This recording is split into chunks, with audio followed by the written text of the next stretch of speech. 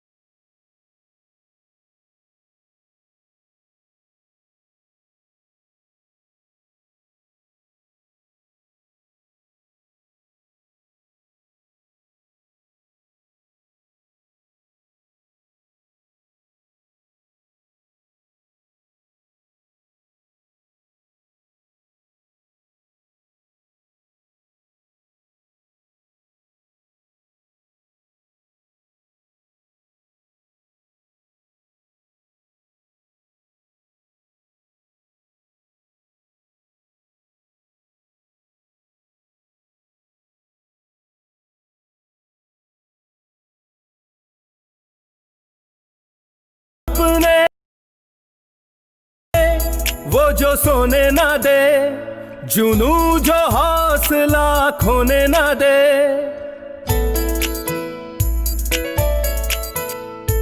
कौन है जो रोके हमें, ये मुकाबला खुद से है।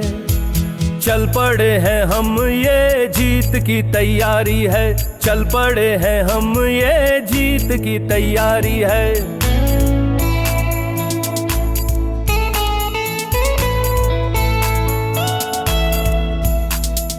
वक्त आएगा,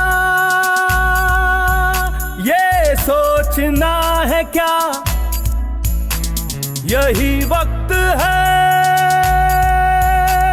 यही वो लम्हा। जो चाहे वो कर सकते हैं, हमें किसने हमें रोका। हमें किसी की गरज ना, हम खुद को देंगे मौका। 100 मुश्किलों पर हौसला भारी है। चल पड़े हैं हम, ये जीत की तैयारी है। चल पड़े हैं हम, ये जीत की तैयारी है। ये जीत की तैयारी है। चल पड़े हैं हम, ये जीत की तैयारी है। चल पड़े हैं हम, ये जीत की तैयारी है। चल पड़े हैं हम, ये जीत की तैयारी है। चल पड़े हैं हम, ये अब देर किस बात की, शुरू करें कारोबार अपना। हम, ये जीत की तैयारी है।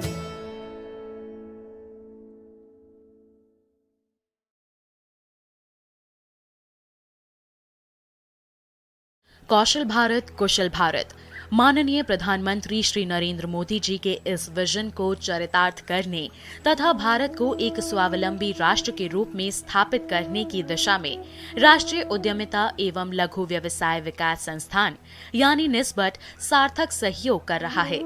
निस्बड कौशल विकास एवं उद्यमशीलता मंत्रालय भारत सरकार का एक राष्ट्रीय संस्थान है जो मुख्यतः प्रशिक्षण, अनुसंधान और परामर्श प्रदत्त कार्य करता है। संस्थान का मुख्य लक्ष्य खासकर ऐसे युवा वर्ग को स्वरोजगार से जोड़ना है जो विकास की मुख्य धारा से परिस्थितिवश दूर हैं। युवाओं के उज्जवल भविष्य के लिए तथा उनमें उद्यमिता की भावना को तेजी से विकसित करने के उद्देश्य से निस्बड विभिन्न कार्यक्रमों को देश भर में चला रहा है। निस्बड से प्रशिक्षण प्राप्त कर प्रशिक्षुओं ने न केवल स्वयं को अपितु अपने साथ अन्यों को भी रोजगार से जोड़कर सुखद वर्तमान और सुरक्षित कल प्रदान किया है। संभावित उद्यमियों तथा विद्यमान कार्यबल के कौशल के उन्नयन के लिए संस्थान द्वारा वृहत प्रशिक्षण कार्यक्रमों का आयोजन किया जाता है। यहाँ चलाए जा रहे मुख्य कार्यक्रमों में उद्यमिता विकास कार्यक्रम, उद्यमिता पर आधारित प्रशिक्षकों का प्रशिक्षण, प्रबंधन विकास कार्यक्रम, उद्यमिता सह कौशल विकास कार्यक्रम, अंतर्राष्ट्रीय उद्यमिता विकास कार्यक्रम प्रमुख हैं। संस्थान में अत्याधुनिक सुविधाओं से सुसज्जित उन्नत उद्भावन केंद्र मौजूद हैं, जहां परिधान विनिर्माण, रत्न और आभूषण, मोबाइल मरम्मत और सौंदर्य चिकित्सा जैसे क्षेत्रों में स्टार्टअप को सहायता प्रदान करने के लिए प्रशिक्षण दिया जाता है। इन सब के साथ संस्थान उद्यमिता के क्षेत्र में शोध एवं परामर्श तथा क्लस्टर विकास में भी अग्रणी भूमिका निभा रहा है। निस्बड ने अपनी स्थापना काल से न केवल भारत में बल्कि अन्य देशों में भी प्रशिक्षण और विकास कार्यक्रमों के माध्यम से उद्यमशीलता पारिस्थितिकी तंत्र के निर्माण में एक महत्वपूर्ण भूमिका निभाई है। अगर आप भी निस्बड के कार्यक्रम से जुड़कर एक सफल उद्यम स्थापित करने की चाह रखते हैं तो निस्बड की वेबसाइट पर लॉगिन करें तथा खुद को कार्यक्रम में पंजीकृत करें www.niesbud.nic.in।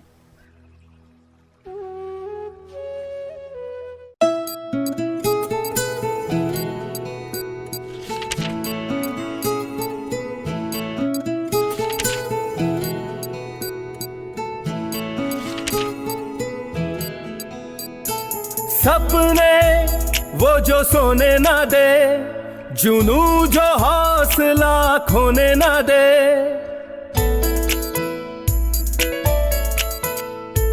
कौन है जो रोके हमें, ये मुकाबला खुद से है।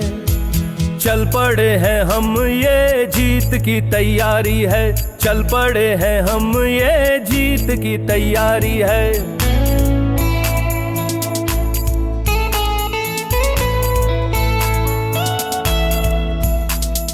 वक्त आएगा ये सोचना है क्या, यही वक्त है, यही वो लम्हा, जो चाहे वो कर सकते हैं। हमें किसने हमें रोका, हमें किसी की गरज ना, हम खुद को देंगे मौका। 100 मुश्किलों पर हौसला भारी है। चल पड़े हैं हम, ये जीत की तैयारी है। चल पड़े हैं हम, ये जीत की तैयारी है। ये जीत की तैयारी है। चल पड़े हैं हम, ये जीत की तैयारी है। चल पड़े हैं हम, ये जीत की तैयारी है। चल पड़े हैं हम, ये जीत की तैयारी है। चल पड़े हैं हम, ये अब देर किस बात की, शुरू करें कारोबार अपना। हम, ये जीत की तैयारी है।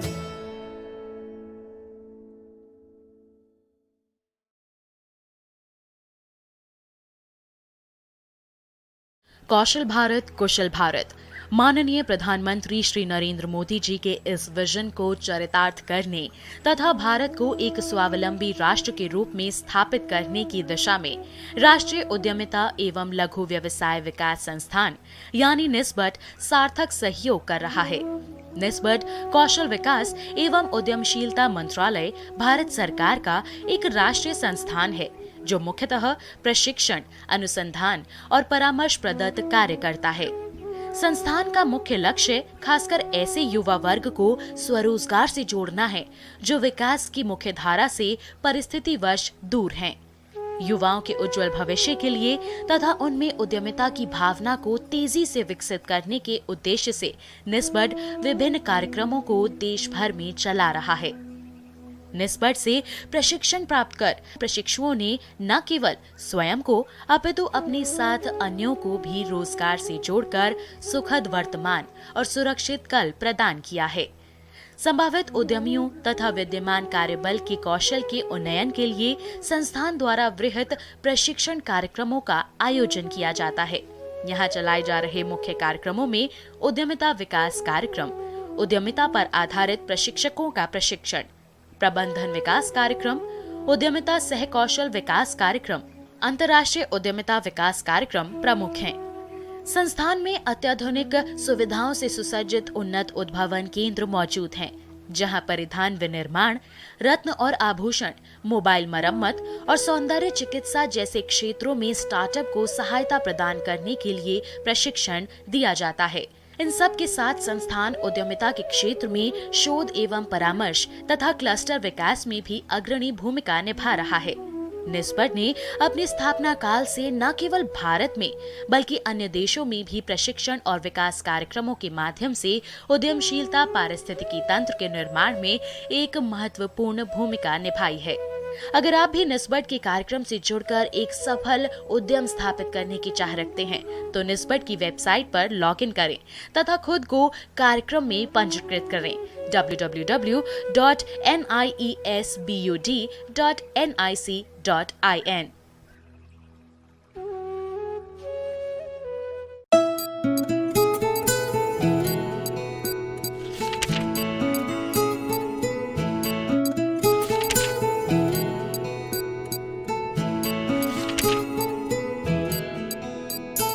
सपने वो जो सोने ना दे, जुनू जो हौसला खोने ना दे।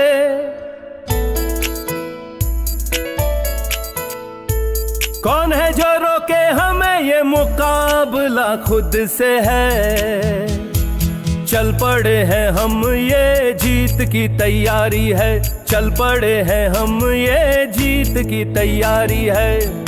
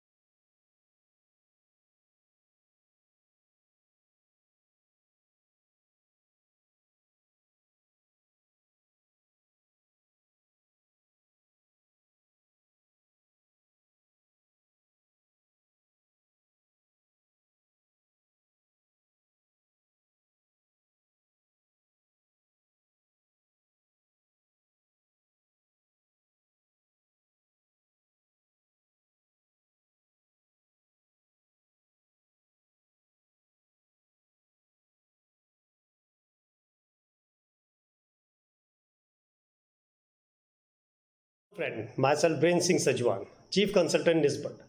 On the behalf of Niesbud, I welcome all the participants in this training program. Today I will be taking a session on entrepreneurship support ecosystem. I have divided my module into two types of slide. The first is learning slide and second is activity slide. Learning slide introduce you to the concept, module, content, reading and understanding this slide will help you enhance your knowledge about the topic. Activity slide will give you an practical exposure and help you in setting your enterprises. The module objective. By the end of this module, you will be able to understand about all government support ecosystem for budding entrepreneurs. You will learn whom to approach for what. What are the government different type of financial assistance schemes? You will develop and enhance the technical skills also, and you will come to know that what are the different type of skill development schemes the government have announced. You will learn about the department which are providing you marketing and mentoring and handling support to a budding entrepreneurs. I will request you to do all the activities. They will help you in the process of setting your enterprises. Just you see this slide, there is one question for you. Why we are talking about entrepreneurship? What happened that our Honorable Prime Minister on the national and the international forum is talking about entrepreneurship? He's talking about Skill India, Stand Up India, Startup India. He's talking about Mudra scheme. What happened that everyone is talking about entrepreneurship? Even our Ministry of Skill Development and Entrepreneurship has added 40 hours entrepreneurial input in their Pradhan Mantri Kaushal Vikas Yojana. What happened that everyone is talking about entrepreneurship? This question is for you, and I know that most of you will be saying, sir, unemployment is the problem and that's why we are talking about unemployment. One survey has been done and it states that if there are 6 persons sitting and if you catch one person, you will find them that he is unemployed, and this is the world survey. Unemployment is not a problem of India, but it is a problem of every state, every country. I will show you on our education system how it is. It is, we do 10th, we do 12th, we do graduation, and after that we do post-graduation. And when you say, I'm 10th pass, it means 10 years. It takes 10 years of the precious time, and after that you are getting a certificate of 10th. When you say I'm 12th, it means 12 years of the precious time. And after that you are getting a certificate 12th. And similarly, when you say I'm a graduate, then it is 15 years. And when you say I'm a postgraduate, it means 17 years. So you have given a 17 years of your precious time. And after that, what is happened? When you pass out from your school and colleges and universities, you are empty-handed. You are not able to get a job. I never agree with this statement, unemployment is a problem. It can be one of the factors. And this is my own perception. This is my own perception, and I will tell you that we have done one survey and we have gone to this 10th class, 12th class, graduation and post-graduation classes. And we asked only 3 questions.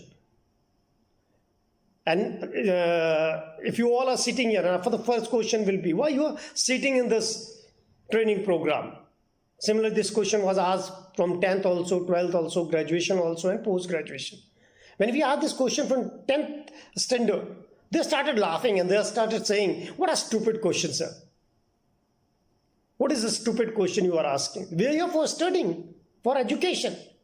Second question was, what you will do after your 10th? They again started laughing and they started shouting. And they said that what we do, we will do our education. We will continue our education.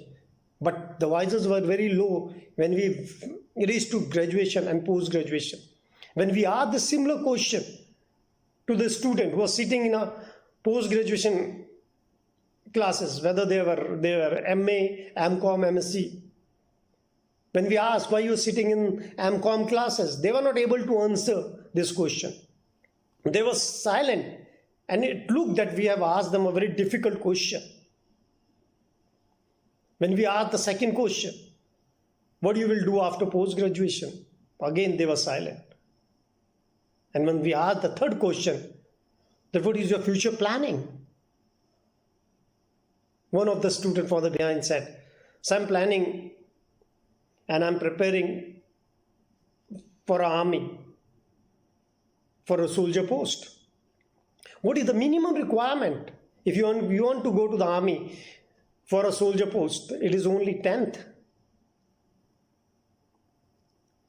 If I want to go to army as a soldier, if my goals, my direction was clear and I was preparing for this, and this from 10 to post-graduation, it means 7 years. If I have prepared for that post of soldier, I have definitely selected in that thing.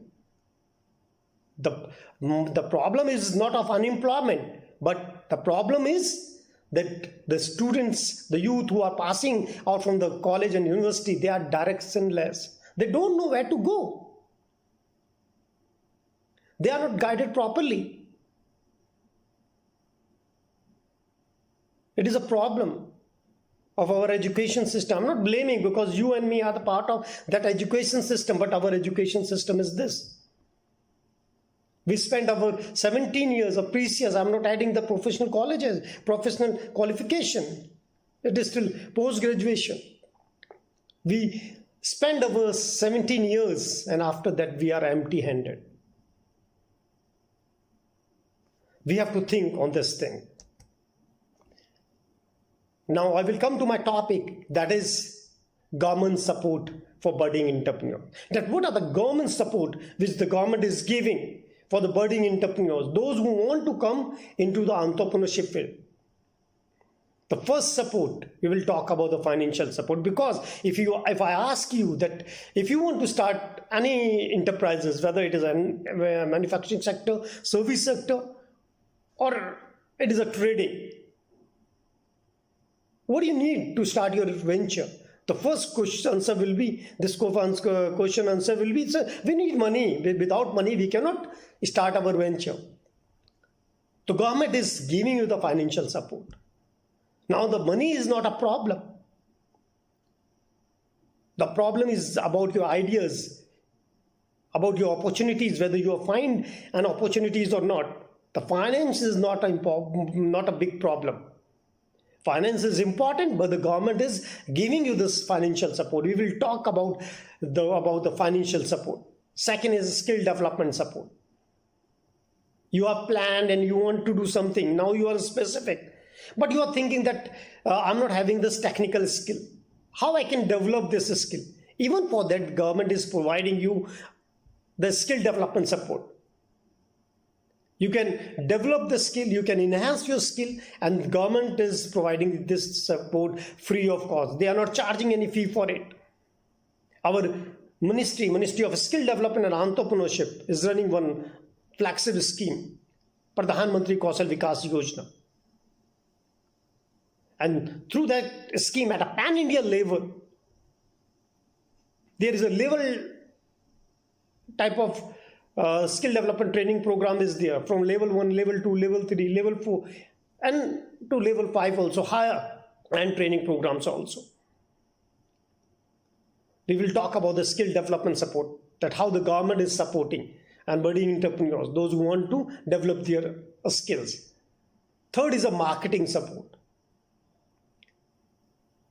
I will say this is very important. Marketing is very important. Because if you feel that government will be supporting totally you on the marketing, then I will tell you, friends, that you should not go to this entrepreneurship field. This is not a cup of a tea for you. Because if you are capable of selling your product, if you manufacture your product and you are sure that you can easily sell your product into the market, then only you should come into this field. Government is giving us marketing support also. But if you feel and you will totally depend upon the government and you will think that the government will sell your product, then it is not possible. Then I will suggest you that you don't come to this field.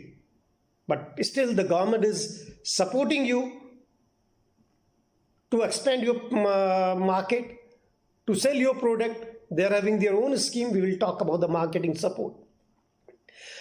And after that, there is a mentoring and a handholding support. There are the government department, those who are providing you a mentoring and handholding support. You have seen a small kid, his or her mother just catch his finger and try him to how he can walk and help her in walking. In similar manner, if you want to go into the field of entrepreneurship, there are the government department, those who are providing you a mentoring and handholding support. If you are having any difficulty, any problem, you can go, you can visit to this department and they will support you from the initial phase till setting your enterprises. We will talk about those different type of mentoring and handholding support, what the government is giving you. We will talk about the different type of the department who is supporting you and giving you a mentoring and handholding support. The first, we will talk about the financial support. That is very important. If you have identified your opportunity and now you are specific that you want to do this business, you are technically sound, but only the problem is finance, then I will tell you, friend, that money is not a problem. Government will provide you the financial assistance, and the government is giving this financial assistance in a different way. There are the central government schemes also and the state government schemes also. Through the central and the state government scheme, they are providing the financial assistance. We will talk about that what are the central government financial assistance schemes. So we will first take the central government financial assistance scheme. And the first scheme is Prime Minister Employment Generation Program, PMEGP. You can just go to the site www.kviconline.gov.in. And when you will go, you will find that this scheme is the best scheme. I will tell you that if any one of you or any youth or any student want to start his own venture, he should visit to this site, because this is the best scheme, because at the pan-India level, this scheme is similar.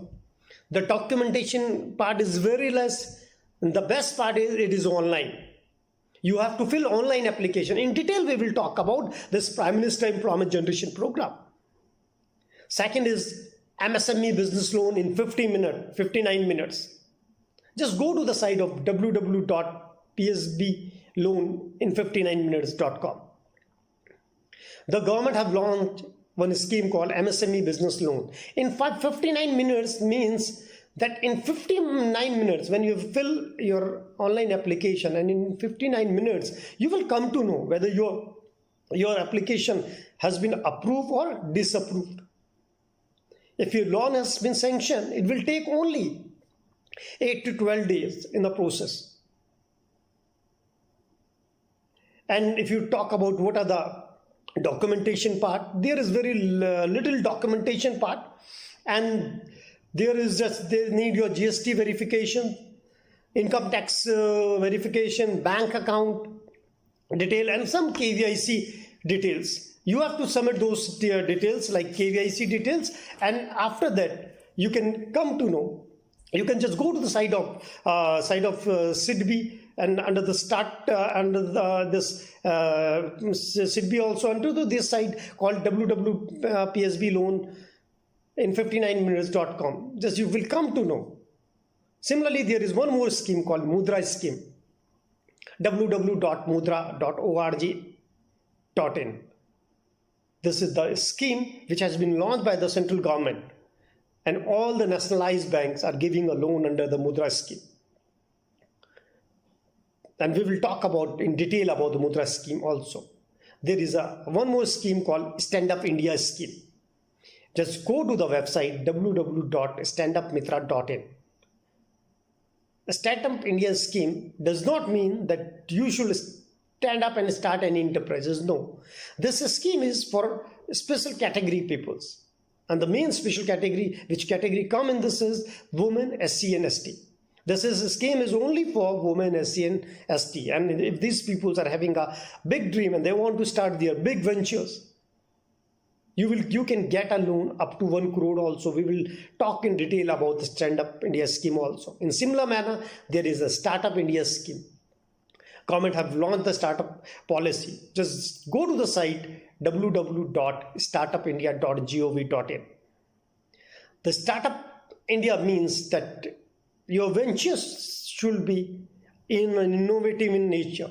It should be technology driven. It does not mean you should start any enterprises, no.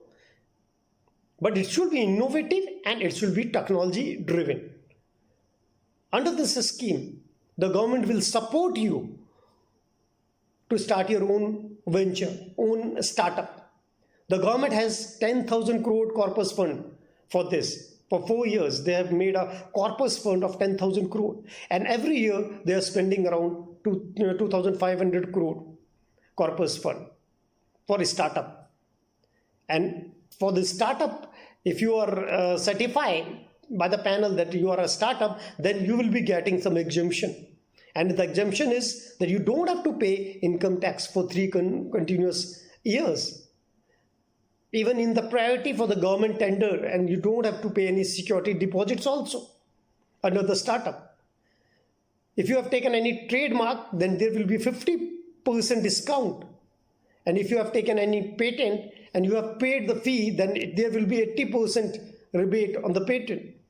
And you will be eligible for all the state government subsidized schemes, loan schemes. So you can go to for detail, you can go to the site of a startup, and through the SIDBI site, you can fill online application form also under the startup. So this is the scheme. Startup scheme has been launched by the central government. Then there is one more scheme called Credit Guarantee Fund scheme for micro and small enterprises. If you want to start your own venture, you are clear about your proposal, and you want to start this business, but you don't have any money. It is a very good startup, but due to money, due to the funds, the many startup has been closed because they were not able to get the financial assistance. But the government had made one Credit Guarantee Fund scheme for micro and small enterprises. If your venture is feasible, viable, then the government is giving you the financial assistance under this scheme. And you have to pay a small amount of interest, and the government will take the responsibility. And under the government guarantee, you will get a loan under the Credit Guarantee Fund scheme for micro and small enterprises. Then there is one more scheme called National Small Industry Corporation Subsidy Scheme, but with the name of small industries. Those industries which are small, they will be coming for this financial assistance, and they will be getting only this fund. The macro enterprises will not get the fund or the financial assistance under the National Small Industry Corporation Subsidy Scheme. You can go to the site www.nsic.go.in. Then there is a credit link capital subsidy scheme for technology. If you want to enhance your technology, if you want to increase your technology, then there is a credit link capital subsidy scheme. And you can get all these 3 schemes. Last 3 schemes, we say Credit Guarantee Fund scheme for micro small enterprises, National Small Industry Corporation Subsidy Scheme, Credit Link Capital Subsidy schemes. They are under the Ministry of MSME. These are the scheme of MSME only. So you can go to the site of MSME, www.msme.gov.in, and you can, in detail, you can get that what is these schemes, and you can get the financial assistance under this scheme. These are the central government schemes, and now we will talk about the state government also. There are the different state government departments are there. Those who are supporting the budding and emerging entrepreneur, those who want to start their own ventures. And first, I will talk about the Directorate of Industries. In every state, there will be a Directorate of Industry.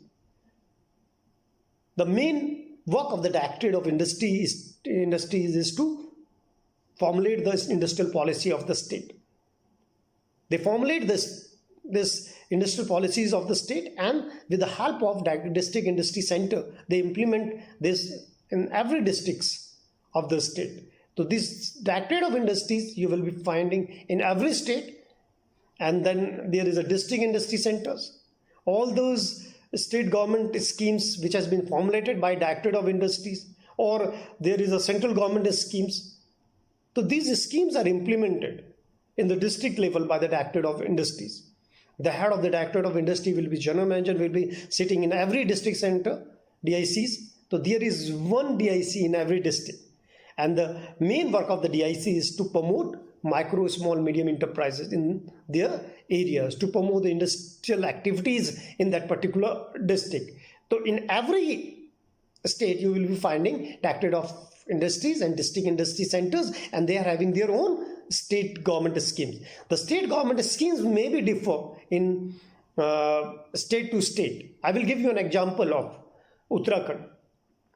The Directorate of Industries have announced one scheme, and that is Mukhya Mantri's Rozgar Yojana. Under this scheme, they are giving a financial assistance of 25 lakh rupees. And you can start any enterprises. It can be industry also, mean manufacturing sector. It can be a service sector. Even it can be a trading also. Even for some agriculture-based related activity, they are supporting. Then they are giving a subsidy up to 25% also. It depends upon state to state. This scheme is only for state government, and there will be only a contribution. If you talk about that, what are the entrepreneur own contribution, it will be 5% to 10% only. For general category, it is 10%, and for special category, for handicap, SC, ST, OBC, minority, hilly area people, there it is only 5%. So this is the scheme which has been launched in Uttarakhand with the name of Mukhya Mantri Rozgar Yojana. Similarly, there is a scheme in Uttar Pradesh also, and it is Chief Minister Employment Generation Program. Under that scheme also, they are giving the loan up to 25 lakh rupees.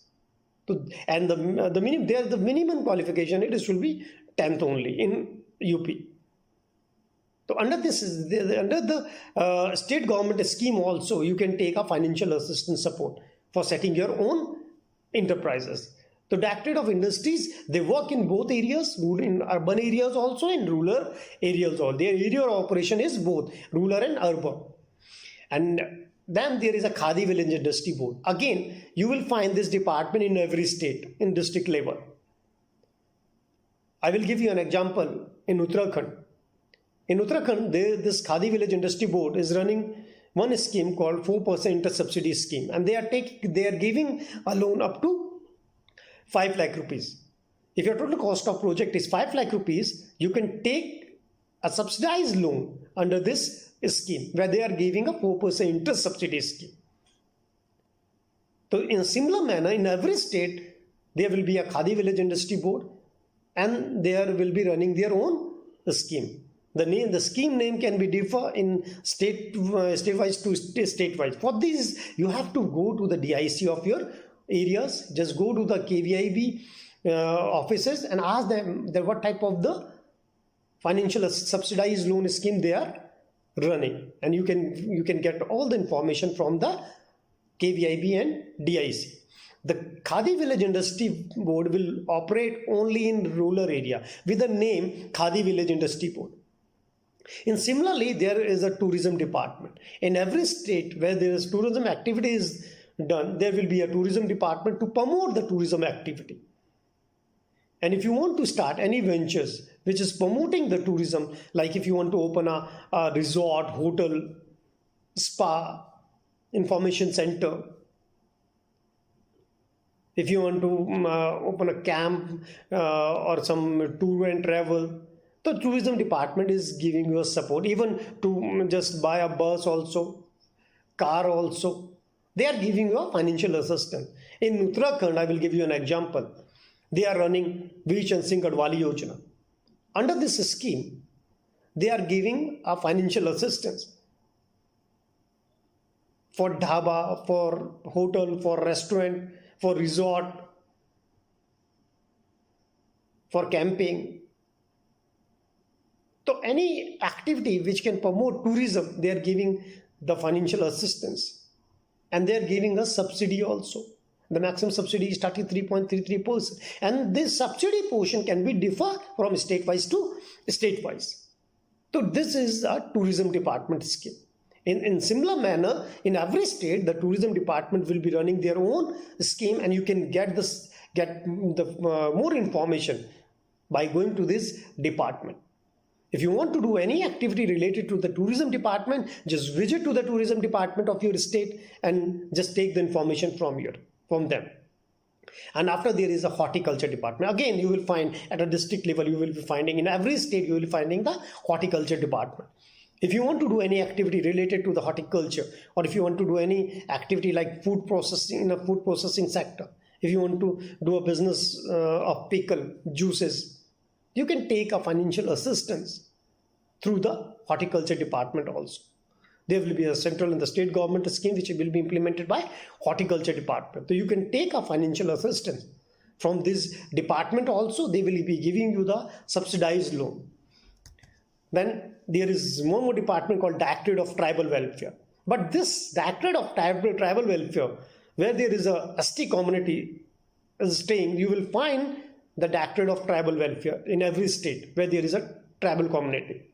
And the government is running, the state government is running their own scheme. They are having the various components. There are the various components. It is on education also, health, hygiene also, sanitations also. So they are having a different component, even the skill training programs also. So under this department, they are having their different type of schemes. You can go to the Directorate of Tribal Welfare and you will come to know about it, what are the different type of scheme the tribal government Directorate of Tribal Welfare is running. But it will be only for ST communities. It will be purely for ST community. Then there is a Small Industry Development Bank of India, SIDBI. It is just like a nationalized bank. They are giving you the financial assistance. If you want to start your own venture, but it come under the category of small industry, then they will be giving you a financial assistance. Again, you will find this SIDBI in every state at a district level. Not in a district level, but in every state you will be finding your SIDBI office, and they will be giving you the financial. But your total cost of project should be more than 50 lakh rupees. Then only, if your dreams are big and if you want to open a big venture, big industry, where the total cost of the project is more than 50 lakh rupees, then you can go to the SIDBI. And it is just like a financial institutions only, and they will be providing you to the financial assistance for setting your enterprises, and they will be charging their rates, what the rate they are having. For more information, you can go to the SIDBI, and SIDBI is the nodal agency. They are the nodal agency for stand-up scheme.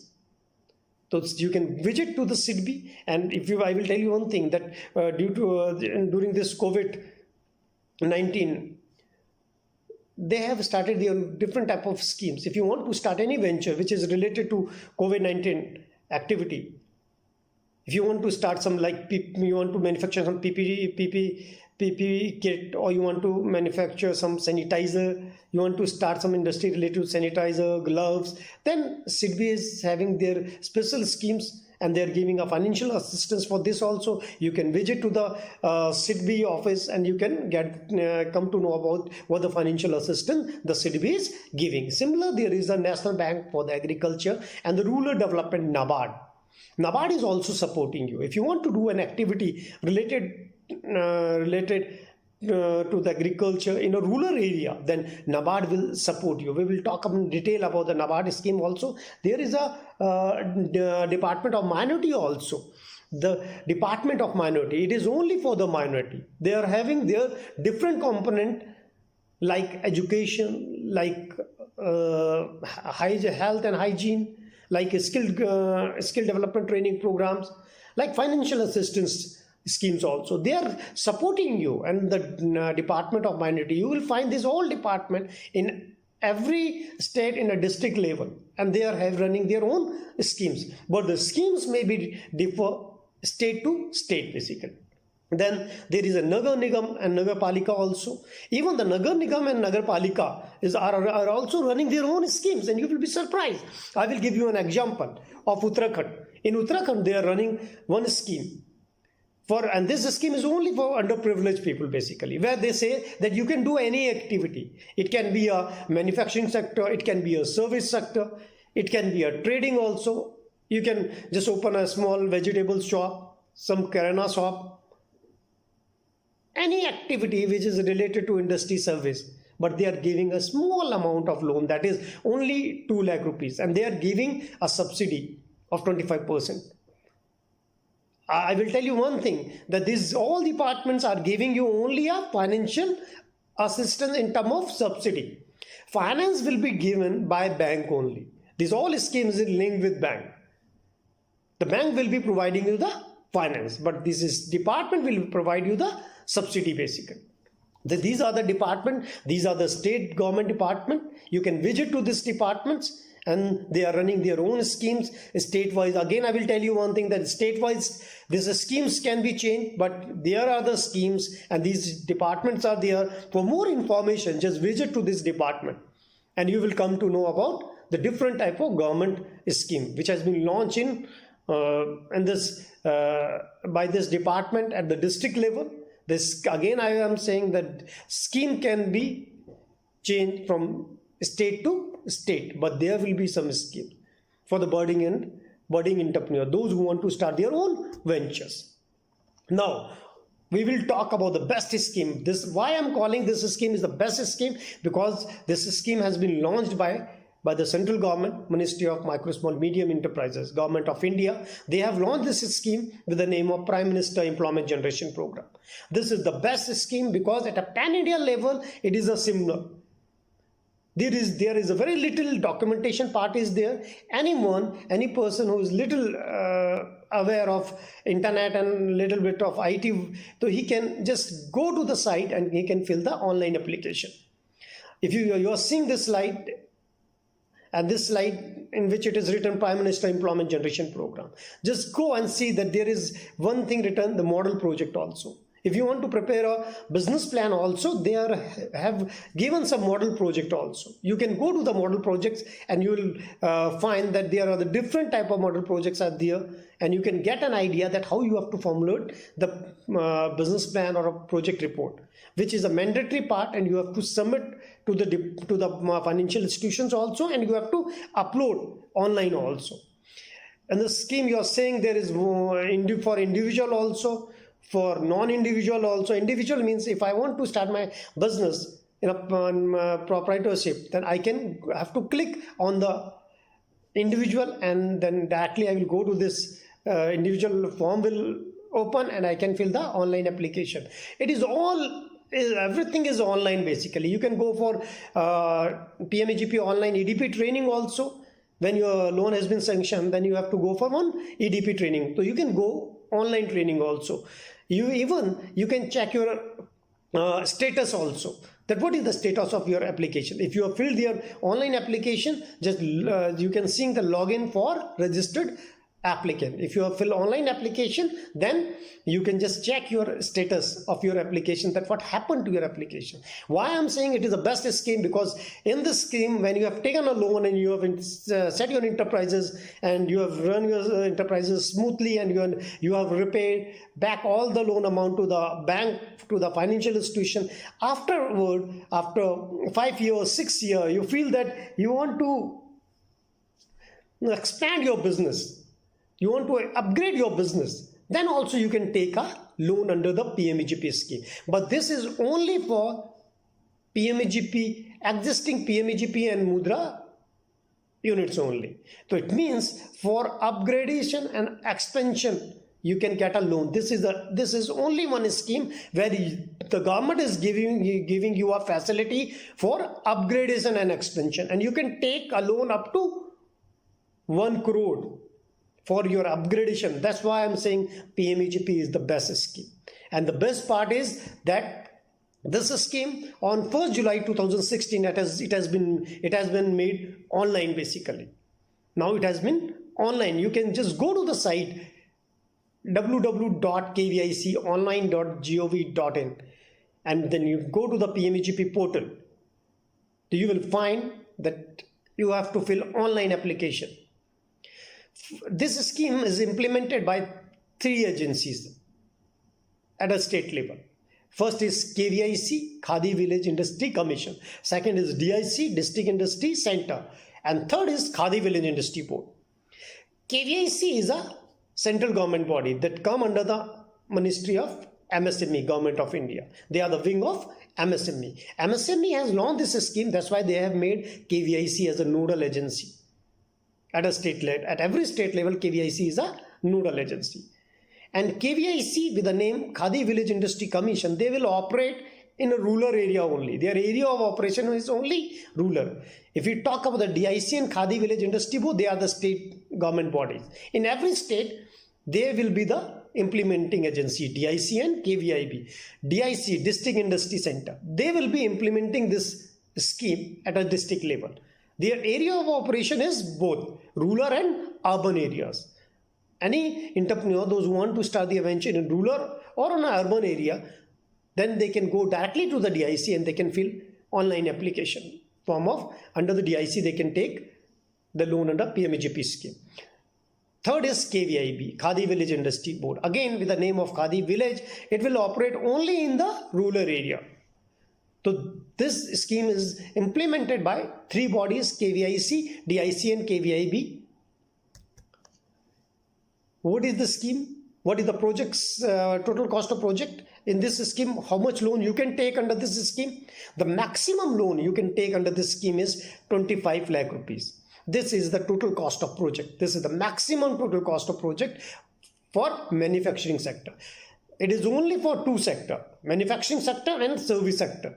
For trading, you cannot get a loan under the PMEGP scheme. And it is only for new units. If you are having an existing unit and if you want to take a loan, then under the PMEGP scheme, you cannot take a loan. It is only for a new units. The maximum loan for the industry sector, you can take 25 lakh rupees, and for service sector, you can take 10 lakh. For trading, there is no loan. If you ask the education qualification, it is only 8th pass. If you want to avail a loan of 25 lakh rupees, then you should be 8th pass for industry sector. And if you want to take a loan of till 10th pass, then also you should be 8th pass. But if you are saying that I am not 8th pass, but I am skilled, I am highly skilled, I am only 4th pass, 6th pass, 5th pass, and I want to start my own venture, well, I will get a loan. Yes, definitely you will get a loan under this PMEGP scheme. The best part of this scheme is this, that you should be skilled. Education factor is not so much important, because if you are less than 8 pass, only the amount will reduce and it will be only 10 lakh rupees if you are below 8th. And if you are for service sector, it is 5 lakh rupees. So you will be getting a loan, but it will be only for 10 lakh for industry sector, and for service sector it will be 5 lakh rupees. What are the subsidy the government is giving? You will be surprised, they are giving a very good subsidy under the PMEGP scheme. They have made the 2 categories. First is a special category. Under the special category, there will be SC, ST, OBC, minorities, women, ex-servicemen, physically handicapped, and hilly area. Second is a general category. And if you ask about the own contribution, it is only 5% of the project cost. Suppose you are taking a loan of 1 lakh rupees, you should have only 5,000 in your pocket. For a general category, it is 10%. And what is the subsidy portion? If you are setting your enterprises in a rural area, for a special category, the subsidy is 35% of total cost of project. For 1 lakh, if you're taking a total cost of project is 1 lakh rupee, then 35,000 will be a subsidy. And for urban area, it is only 25%. For general category, if it is own contribution is 10%. If you talk about the subsidy, if you are setting an enterprise in the rural area, then it is 25% of the total cost of the project. And if you are setting it in urban area, then it is only 15%. Just calculate, if I am coming under the special category, I am a female, because females are also in a special category. And now, if any female want to start his own venture, and she is taking a loan of 25 lakh rupees, and is setting an enterprise in the rural area, just calculate the 35%, 35% of 25 lakh rupees. It is more than 7 lakh rupees.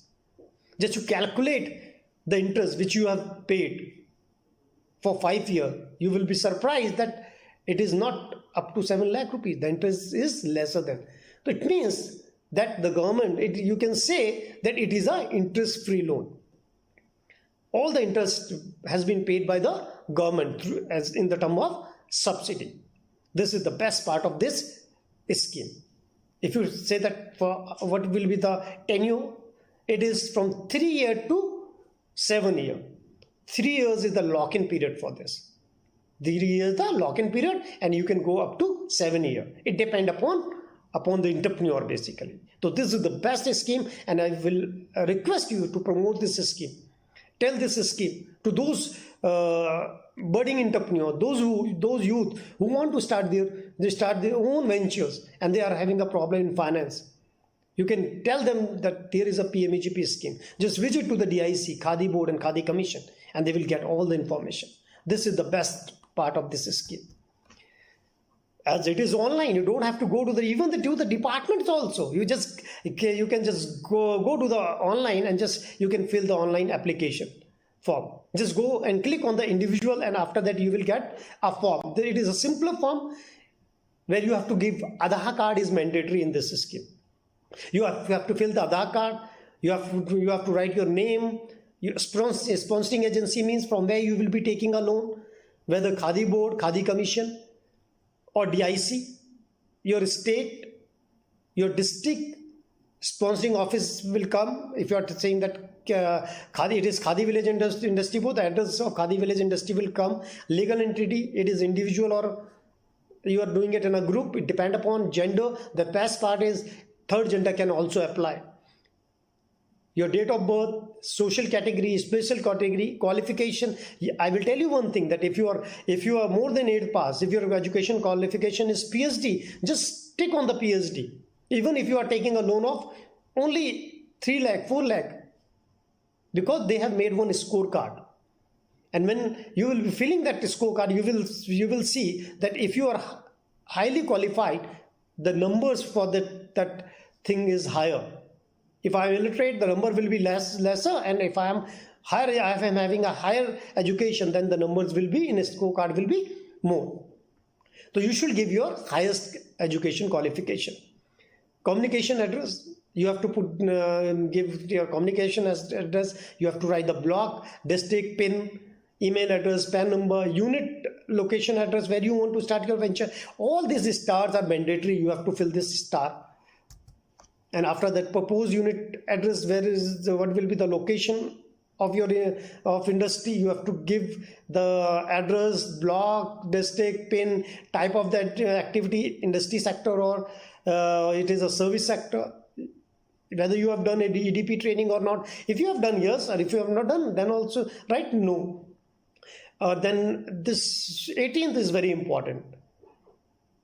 EDP training, if you have done, you can do online also, as I've shown in the slide also, in the PMEGP slide, that you can do the EDP online. When your loan has been sanctioned, you can go and you can do your EDP training online. You don't have to go to the department also. Currently, the Root City is giving a training at the state level. Even at the district level, they are giving a training. But due to the COVID, now you can do EDP, online EDP training also. And 19th is very important, the project report. What you have written in your project, you have to put all those amount here only. What is the fixed cost, means capital expenditure. What is the capital expenditure? You have to put what you have written in your project report. Working capital, the working capital which you have shown in your project report, you have to. What will be the employee also, that how many employee will be there. And 20 and 21 is very important. You have to talk to two financial banks, basically financial institution. Those who are ready to give your loan. Just put that first financial bank. Those who say that if your proposal come to us, we will finance you. They are giving you a verbal approval basically. For that, you can take their IFSC code, bank name, and just you have to fill this two bank details. And after that, you have to save the document. And after that, you have to just upload some document also. The document part is very, very less actually. You need only just your passport size photograph, your Aadhaar card, in a soft copy, project profile, population certificate. If you are applying for rural area, then you have to take on certificate from Pradhan, that area where you want to start your venture, that come under the rural area. That is called a population certificate. He will just certify, and he will put his stamp on your photo also, on a letterhead also, and just you have to bring that certificate from Pradhan. That is called a population certificate. It is only for rural areas, people, those who want to start their venture, because the subsidy portion in the rural area is high. Then fifth is highest education or a technical certificate you have to put. These all should be in a soft copy, and it should be lesser than 1 MB. The size should be lesser than 1 MB. Then only it will upload. You have to upload this document, and after that you have to fill the scorecard. This scorecard is very simple. Just it is the detail of entrepreneur, that how many family members in your house. This is the you are staying in a rented house, or it is your own house. Just you have to fill these all details, and after that you have to put the final submission. Just click on the final submission, and your application will just go to directly to the department, and department will forward it to the first bank. This is the process basically, and it is online. Even your subsidy the financial bank will claim their subsidy from the department through online only. So this is the online process. That's why I'm saying it is a very best scheme at a pan-India. The first is that it is a similar scheme at a pan-India level. You don't need to go to the department also. Just go to the site of PMEGP and you can fill online application, and after that you will get a user ID and password also. Even you can track the status of your application form also. This is the scheme. Then the second scheme is Pradhan Mantri Mudra Yojana, Micro Unit Development and Finance Unit. The full form is, in this category they have divided their this scheme into three parts, that is Shishu, Kishore and Tarun. That if you want to take a loan up to 50,000 only, then that category will be a Shishu category. If it is more than 50,000 to 5 lakh rupees, then it is a Kishore. Then Tarun loan above then 5 lakh rupees to 10 lakh rupees, then it will come under the Tarun. For Shishu, there is no documentation part, no guarantee, no any collateral. But if you go to the Kishore and Tarun, then the bank can ask you some documentation part. Here you have to give your detail of your project report. The bank can ask you some documentation part, that you have some filling your online, you are filling income tax return for 3 years, consecutive years, your balance sheets. So there will some KYC norms also, some Aadhaar card, some the KYC document the bank can ask you for Kishore and Tarun. So these will some documentation part which will be required for under Kishore and Tarun, but for Shishu they will not be asking you any. And this is under the Pradhan Mantri Mudra Yojana. This will be financed through all the nationalized bank. Just you go to the site www.mudra.org.in and you will get all the details. The rate of interest is lesser as compared to the current rate of interest. So you can take a financial assistance under the Mudra scheme also. Then there is a Small Industry Development Bank of SIDBI. Under the SIDBI is also giving you financial assistance. Previously I have told you about the Credit Guarantee Fund scheme for micro and small enterprises. Any entrepreneur who does not have any fund, but he want to take some finance from the financial institution, and his ideas and his project is very viable and feasible, then the government can give you the financial assistance support through Credit Guarantee Fund schemes of micro and small enterprises also. There is SIDBI is also running one scheme called Stand Up scheme. It is only for SC, ST entrepreneurs and women. And the finance is that if your dreams are big, then you can take a loan up to 10 lakh to 1 crore. From 10 lakh to 1 crore. You can get a financial assistance under this scheme. Repayment is within 7 years. It depends upon you, and you can fill online application. Just go to the site www.standupmitra.in and you can fill online application form of Stand Up scheme. Then there is a tourism department. I have already told you that you can, if your activity is like hotel, resort and dhaba, tour operator, taxi, bus, rafting, camping, information center, any activity which can promote the tourism, Under the tourism department also you can take a loan. I have left own contribution subsidy pass empty because state-wise the scheme will differ. The subsidy portion can differ as I'm giving an example of Uttarakhand. In Uttarakhand there is only if you talk about the your own contribution, it is around 12.5% something. And if you talk about the subsidy, the higher subsidy is 33.33% they are giving under the Veer Chand Singh Gadwali Yojana, which is run in Uttarakhand. It is only for Uttarakhand. Under the Veer Chand Singh Gadwali Yojana, they are giving this financial assistance for hotel, resort, restaurant, dhaba, buses. So under this scheme, in a similar manner, every state will be having their own scheme. For more detail, you can go to the tourism department of that state or at the district level, and you can get full information about the scheme of tourism department. Similarly, there is NABARD. NABARD is giving you your financial assistance for dairy, piggery, poultry farm, rabbit, sheep and goat, rural go down. And just you can go to the site of www.nabard.org.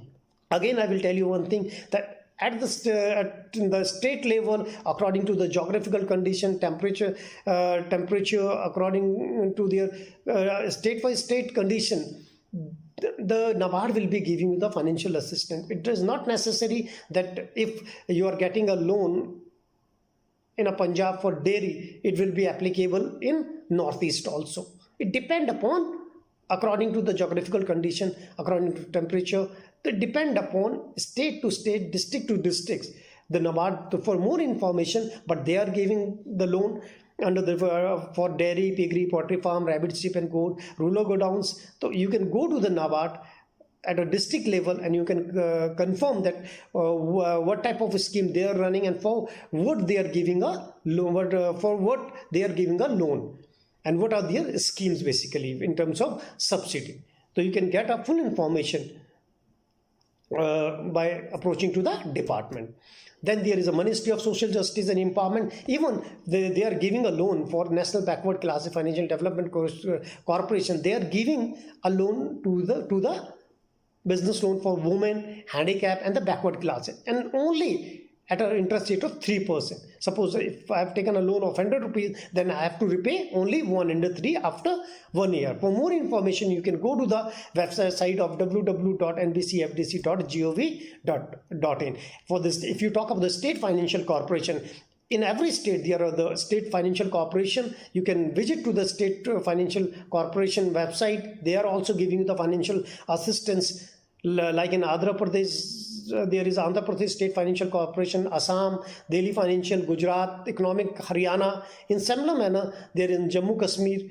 So there is a state financial corporation in every state. You can just go to their website and you can get the information. Now we will talk about the skill development support basically.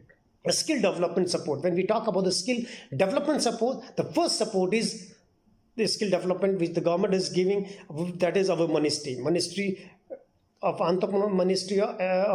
Skill Development and Entrepreneurship. They are running one flagship scheme called Pradhan Mantri Kaushal Vikas Yojana.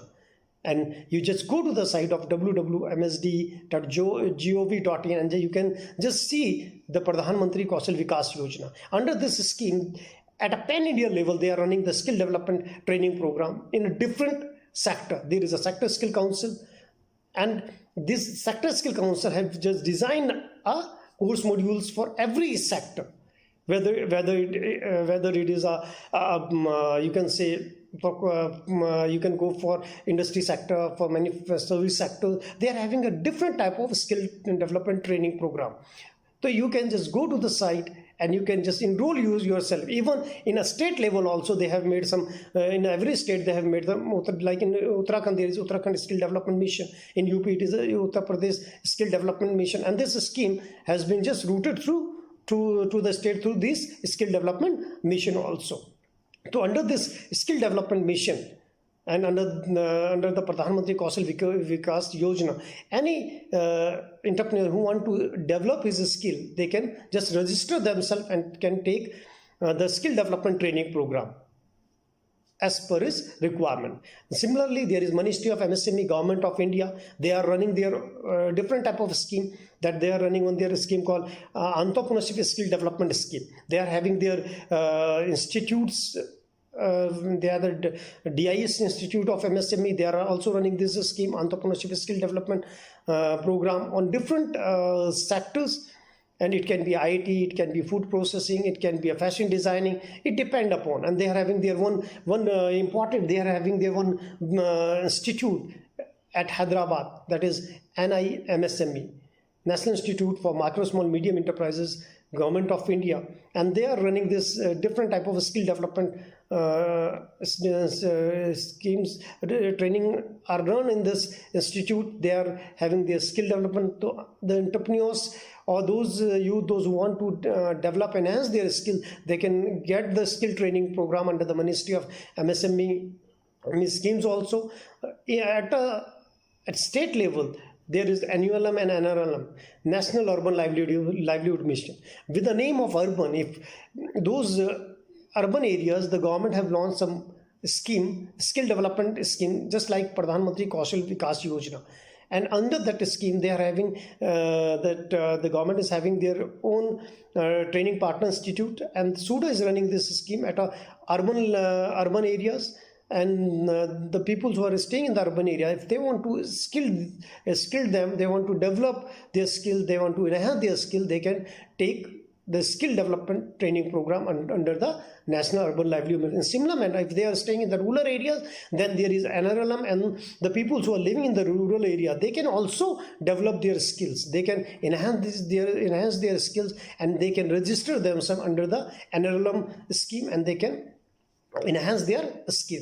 Similarly, the Ministry of Tourism, in past they have launched one scheme called Hunar Se Rozgar Tak, and they have run different type of tourism training courses like front office, reception, cooking, and they have launched this scheme, and they have given a skill development training under the Hunar Se Rozgar. In similar manner, they are also maybe running some scheme that you can go to the site of www.tourism.gov.in, and if you want to do some skill development training program, you can just go to the site. Similarly, National Science and Technology Entrepreneurship Development Board, NSTDB, is also running their scheme, and under this scheme, they are running those skill training, those training programs which can promote entrepreneurship. Basically, this NSTDB has been set up by Department of Science and Technology to promote entrepreneurship in the country. And to promote this entrepreneurship,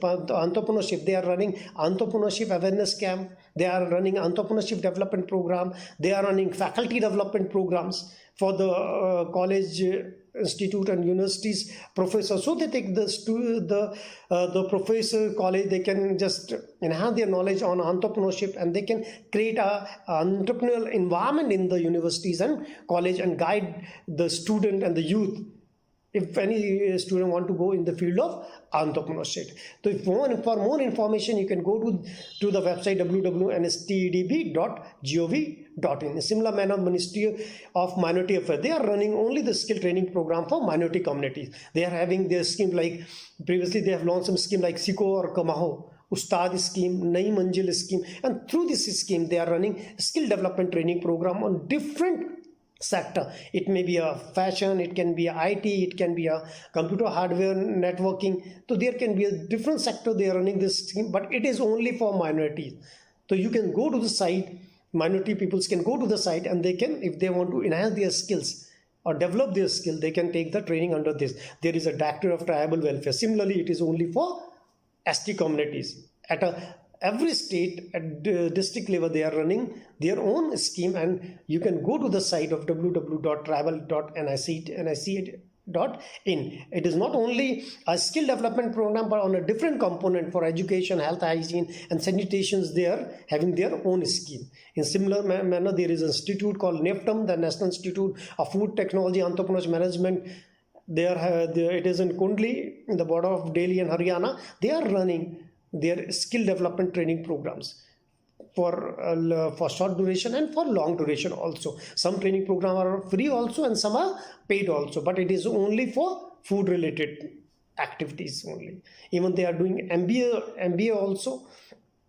Similarly, there is a Ministry of New and Renewable Energy, Solar, Wind and Bio Waste Management. If you want to do a training under this thing, that they are having their own skill development training programs also. And similarly, the Ministry of Women and Child Development, having their one scheme called a STEP scheme for the women.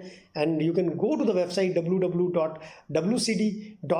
www.nic.in, and you can get more information about the skill development training program. At a state government, they are having their Directorate of Women and Child Development, where through whom this skill development training programs are launched for the women and for women and female participants. They are doing this training in Nari Niketans also, in jail also, and even for the underprivileged women also. So they are running different type of skill development training. So those who want to do a skill development training, they can go to the site www.wcd.nic.in. In similar manner, there is a marketing support also. Ministry of MSME, Government of India is giving a marketing support. They are having organizing like a trade fair at a domestic and the international level, and they are giving you a platform where you can promote your product and you can get an order from the foreign buyers also. They are having some buyer meets also. So they are having the international cooperation marketing development schemes also. Under this scheme, Ministry of MSME is giving a platform where you will be getting a stall in a trade fair, and you can just sell your product there. This is the only marketing support they are giving. But again, I will tell you one thing: if you want to start your own venture, and if you feel that you can sell your product yourself only, you can do a marketing, then only you should enter in entrepreneurship field.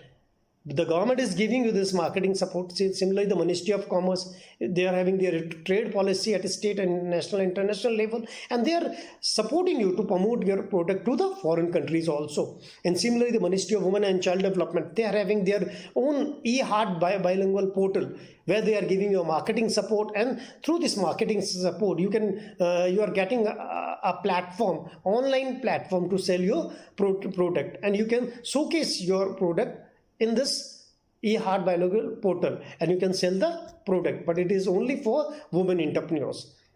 Then there is a Khadi Village Industry. Those people who have taken a loan under Khadi Village Industry Commission or Khadi Village Industry Board, the Khadi KVIB and KVIC is having their outlet at a pan-India level.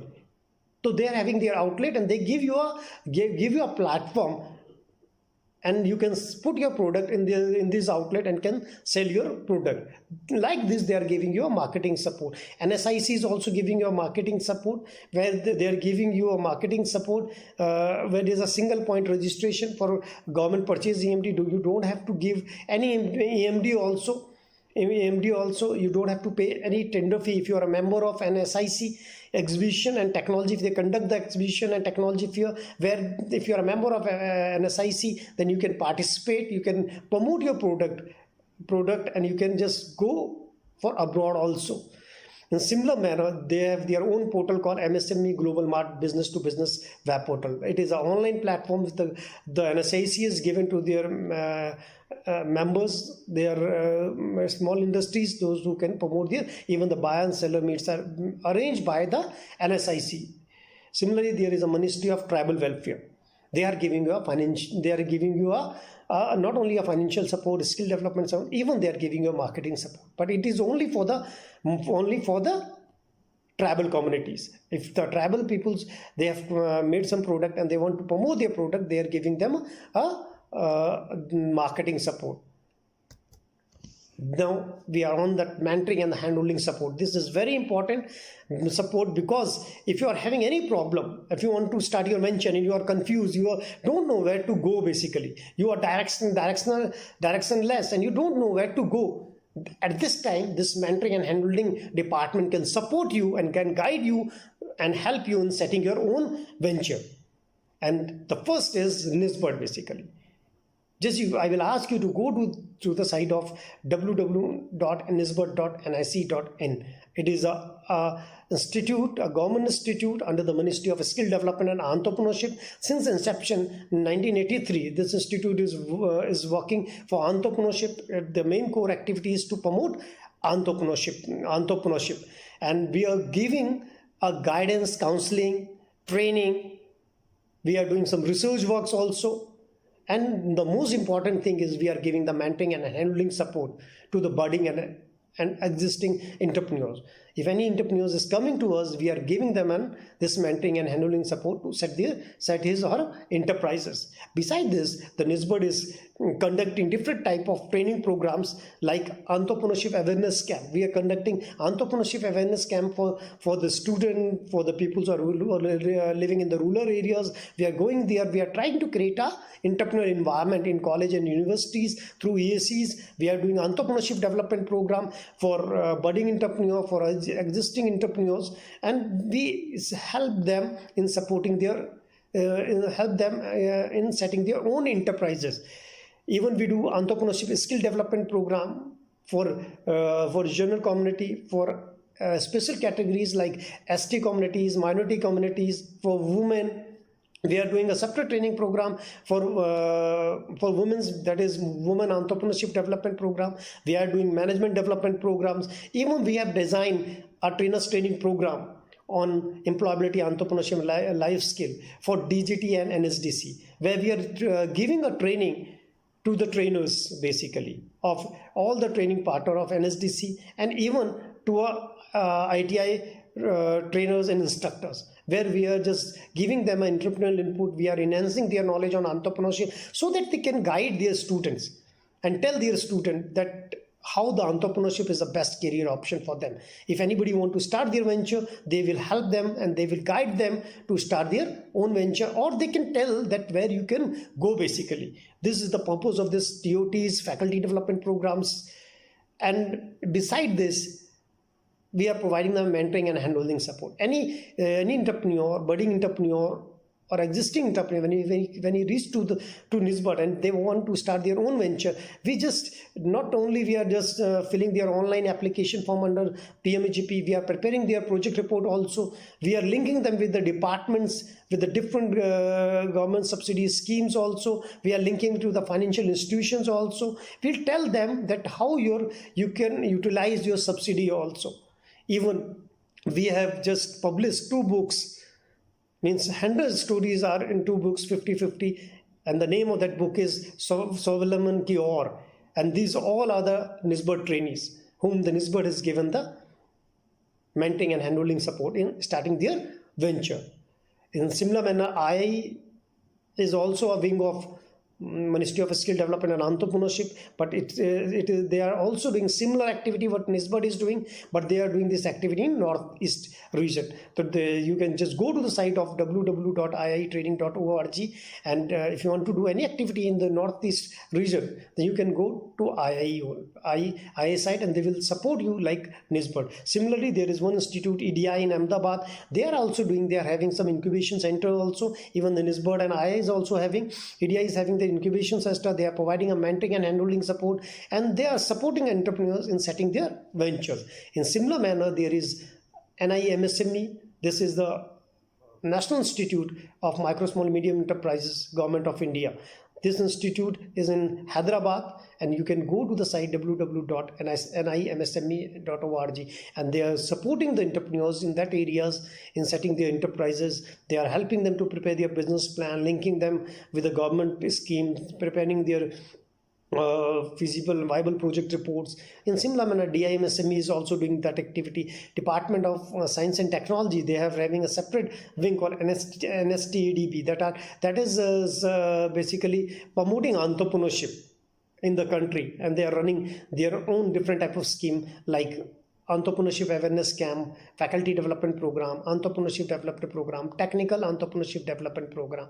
So this all support is given by DST through NSTADB, and at the end, there is a state level entrepreneurship development institute. At every state you will find, you go to the Jammu, there will be the Jammu State Entrepreneurship Development Institute, and under this state level institute, they are supporting the entrepreneurs in not only in preparing the business plan, linking them with the financial institutions, but they are supporting them that how they can run their business smoothly. They are providing them each and every mentoring and handling support which is required to set their enterprises or to run their enterprise in a smooth manner.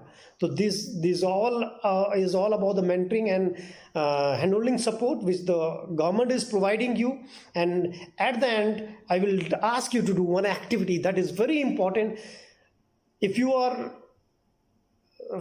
decided that you want to come to the field of entrepreneurship, and now you are specific, and now you have made your mind that you want to do this particular business, then I will ask you, just go to the different department like District Industry Center, Khadi Village Industry Board, SIDBI, NABARD, and explore that what type of scheme they are running in their areas. If you go to these departments, DIC, Khadi Village Industry Board, SIDBI and NABARD, and collect the information. I'm asking you to do a market survey about their financial schemes, about their marketing scheme, about how they are giving a mentoring and handling support, about their skill development scheme. Just collect all this information of financial skill development, marketing and handling support, and just make a note of all the relevant information. Once you have finalized and collected all this information, after that you just visit to the expert, the person who is having a experience in that particular industry, and tell him about your plan and tell him that you want to do this thing. So he will guide you that which is the best scheme basically. And by doing the over research, you may come to the conclusion that if the idea opportunity is good, investment is not very difficult to mobilize. Money, the government is giving you a support, financial assistance support, and they will help you in setting your enterprises. The finance cannot be a problem. Again, I'm saying you, the finance is not a problem. The people are not aware of the different type of scheme. They are not aware about the government mentoring and handling support system. So I will, at the end, I will request you that just tell the student, tell the youth, tell the people, those who want to study your enterprises about the support ecosystem. So thank you, friends. And personally, I feel that this session will be very fruitful to you. It will be an informative session for you. But again, if you want to ask any queries related to above, you can just send a mail to us. You can go to the website of Niesbud and you can get the email address, and even you can give a call to the faculties of Niesbud, to the mentoring and handling department is there, and you can just give your queries to them, and we will try to solve your queries, and we will just email back you and give you the detail what you would detail information which you have asked you. So thank you very much.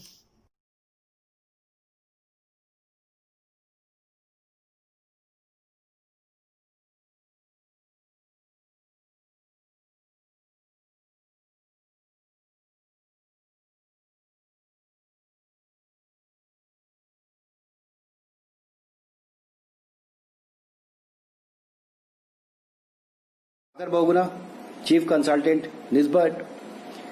The topic of the day is financial and digital literacy. Now, talking about session's objectives, by the end of the module, we will be able to understand the meaning and relevance of financial and digital services. We will be able to understand the importance of financial and digital literacy. Also, learn about various financial and digital services offered by the government, and learn about various modes of digital payments and accessing public services online. So, talking about financial literacy, let us first understand what do we mean by financial literacy. So, in a simple manner, we can define financial literacy as understanding how money works. That means what is your income, how you are spending it, and what is the outcome or what is the saving derived from the incomes earned. So this is financial literacy. Now there was a survey conducted. According to the global survey, about 76% of the Indian adults do not understand basic financial concepts and are unfortunately financially illiterate even today. The survey also confirms the financial literacy rate in India has been consistently very poor as compared to the rest of the world. Now, this was a survey conducted and the facts and figures as laid by the survey team. Financially, literacy is the ability to understand basic concepts and position of knowledge and skills required to make informed and effective financial planning. Regarding decisions using the available financial resources, it is about knowing how to generate, spend, invest, and save money. It is the ability to manage your finances as well by making the optimum use of available financial products and resources to give you the maximum output.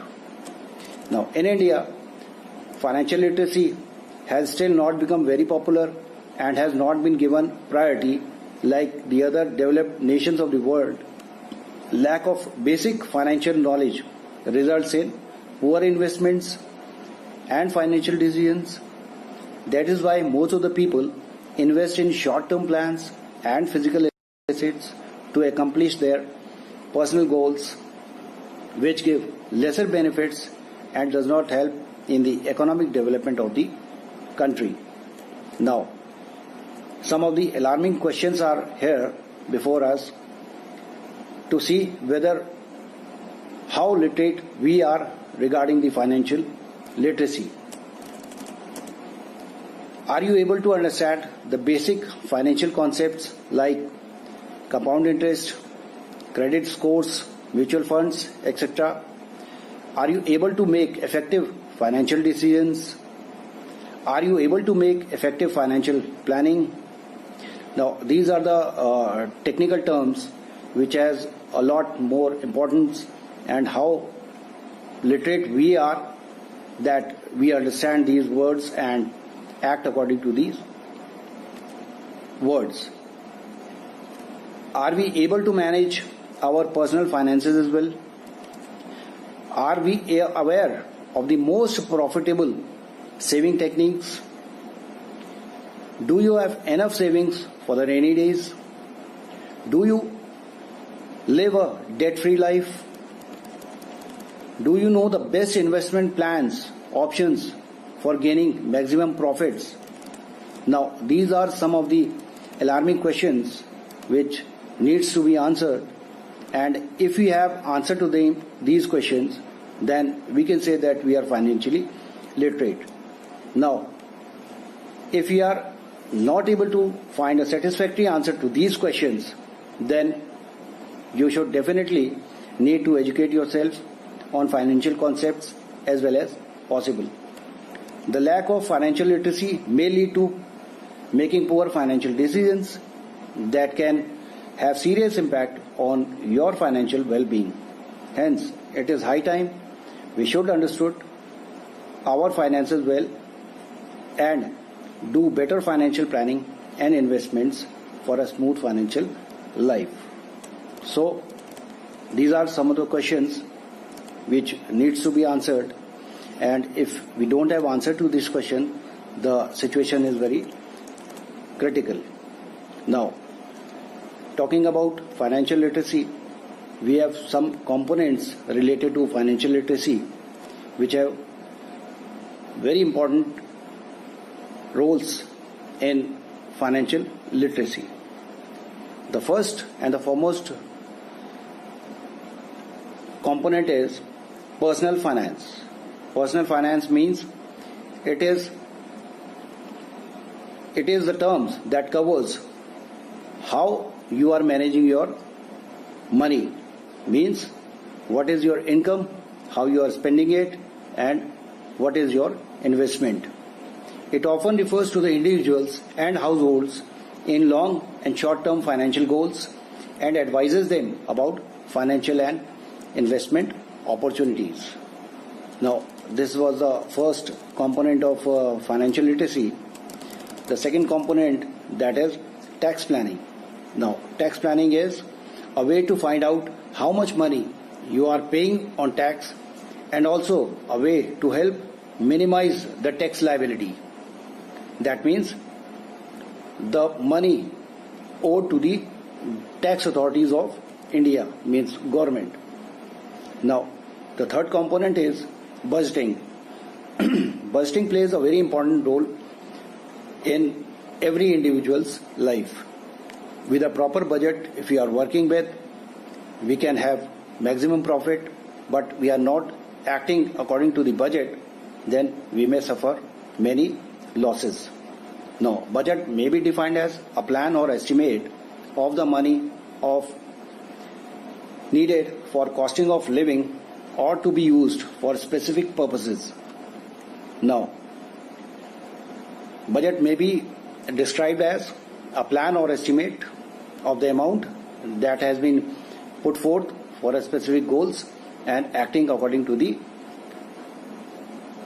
prioritized budget. Now, the budget provides us 100% control over our money. It lets you track your financial goals. Budgeting will open your eyes, will help organize your spending. So, that means if we make a proper budget for any specific goals and act according to the given budget, we will be able to survive consistently. Now, the fourth option is investing in assets. Investing in assets means purchase of goods that are not consumed today but are used in the future to create wealth, bond, stocks, property. Now, these are some of the assets which may be described as short-term or long-term goals for monetary benefits or return on investments. Then, the fifth component, that is retirement planning. Retirement planning includes identifying sources of income, estimating expenses, implementing a savings program, and managing assets and risk. That means for a good retirement benefit and planning should be on prompt basis. So, these are the components which are related to financial literacy and makes financial literacy very strong. Now, talking about some financial aspects, the aspects of financial literacy. Now, India is the third largest economy in the world on purchasing power parity basis and fifth on the nominal basis. India's economy is growing more than 7% per annum for the past 5 years. Approximately 22% of the population is employed in the organized sector. Agriculture employs 60% of the population and is growing slowly, less than 3% per annum. Almost 20% of the population is still unbanked. Now, this is a very alarming feature that still 20% of the population is unbanked. It has no link with the banking criteria at all. The unbanked population includes farmers, small businessmen, and unorganized labor. So, these are some of the aspects of financial literacy in India. Now, talking on the purpose of financial literacy, what is the importance of financial literacy and why should we be financial literate? So, first and foremost, cashless banking in daily routine transaction, that has to be prioritized and maintained. To operate religious, government, public, private institutions through cashless banking, financial services to the weaker section and low income group, knowledge about low cost, safe and fair financial products and services from mainstream providers, knowledge to personal finance areas, that is, what is your savings, what is your income, your loans, your insurance, your investment, your retirement benefits, and your consumer rights. Now, these comprise of personal finance areas. And apart from that, the most important fact is to boost low banking habit. The people who are unbanked or the people who are banked but have a very low banking habit, that has to be prioritized by financial literacy. Now, financial literacy, it has different delivery channels and mechanisms by which we try to literate our individuals, citizens about financial literacy. Now, publication through books, magazines, brochures, pamphlets, educate through presentations, lectures, conferences, training courses, seminars, communicate through radio, TV, newspaper, etc., communicate through internet, websites, etc., educate directly by bank staff or financial institutions, educate through camp of literacy. Now, these are some of the components through which financial literacy is being prioritized and being awarded to the citizens of the country. Now, financial literacy also provides various products which has a very important role in the economic development of the society as well as the country.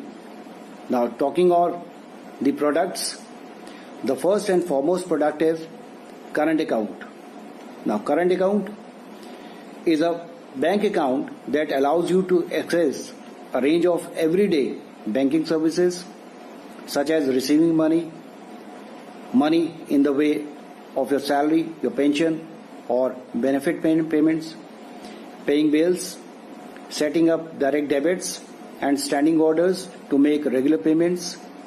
It enables banks to collect receipts on behalf of customers and credit the same to the current customer's current account. Current account holder can enjoy overdraft or short-term borrowing facility also. Now, let's take a look at different types of current accounts that are based on different requirements as one might have. The first is premium current account, standard current account, foreign currency account, packaged current account and single column cash account. Now, these are some of the current accounts which according to the situation may be asked for the bank and can be banked upon. Now, the second product for the services is saving banks account. Now, saving bank account is a very simple bank account, basic account, and that allows you to deposit your money, keep it safe, and withdraw funds at regular interval, all while earning interest. And on top of that, if you are banking with the saving bank account, the most prioritized thing is the interest which the bank credits at the end of the financial year. Saving accounts offered by most banks, credit unions and other financial institutions insured and typically pay interest on your deposits. While there are several different types of saving account, the three most common are the deposit account, the money market account, and the certificate of deposit. Now, these are the three very common saving bank accounts that the public relies on. Then comes your recurring deposit account. Recurring deposit account means it allows customers an opportunity to build up their savings through regular monthly deposits of a fixed sum over a fixed period of time. The minimum amount or period of the recurring deposit is 6 months and the maximum is 10 years. Now, the benefit of recurring deposit account are earning high interest rate, no penalty if you miss any month, starts with minimum 2,000 per month, save for as low as 6 months. Means these are the benefits of a recurring deposit account, and it's a very healthy scheme run by the financial institutions around the world. Now, then the other product is term deposit account. Term deposit account means also known as fixed account or fixed deposit account, is an investment which is made by parking a specific amount of money within the financial institution and for a period of time. Period of time means the time limit for which the money is invested with the bank. This investment is held by the fixed rate of interest throughout the life of the plan. It has a fixed rate of interest and throughout it runs. Now, apart from this, there are other financial products like Public Provident Fund, PPF. Public Provident Fund scheme is a popular long-term investment option backed by the Government of India, which offers safety with attractive interest rates and returns that are fully exempted from tax. Now, one of the benefit of putting our money with Public Provident Fund is that tax benefits is also derived out of it. Investors can get the facilities like loan, withdrawal and extension of account. So, withdrawal may be made, partial withdrawal, loans may be availed on behalf of Public Provident Fund, and account may also be extended through it. Though both Public Provident Fund and Provident Fund, both the schemes are backed up by the Government of India and they are completely independent of each other. It has no connection with these two schemes. But the main difference is that the former is totally controlled by you and only you can make a contribution on that account. On the other hand, EPF is for both you and employer to contribute money. That means in PPF account, you are responsible for your account. The other one is EPF. The employer will be equally responsible as the employee is. Now, there is another component, Sukanya Samriddhi account. That means Girl Child Prosperity account. It is a Government of India backed savings scheme targeted at the parents of girl child. The scheme encourages parents to build a fund for the future education and for marriage expenses. The scheme was launched by the Prime Minister Narendra Modi on 2nd January 2015 as a part of Beti Bachao, Beti Padhao campaign. The account can be opened at any financial institution, nationalized bank, post office or any commercial banks. Now, some of the highlights of schemes are: the account can be opened by the natural or legal guardian for the girl child of age below 10 years. A depositor can open and operate only one account in the name of girl child under the scheme rules. Natural or legal guardian of the girl child are allowed to open the account for 2 girl children only. Now, other criteria are that it covers attractive rate of interest and tax liability under section 80C, it is exempted. Minimum 1,000 can be investment in one financial year. Maximum investment of rupees 1.5 thousand can be made in one financial year or 1.5 lakh. If the minimum amount of rupees 1,000 is not deposited in any financial year, a penalty of rupees 50 will be charged.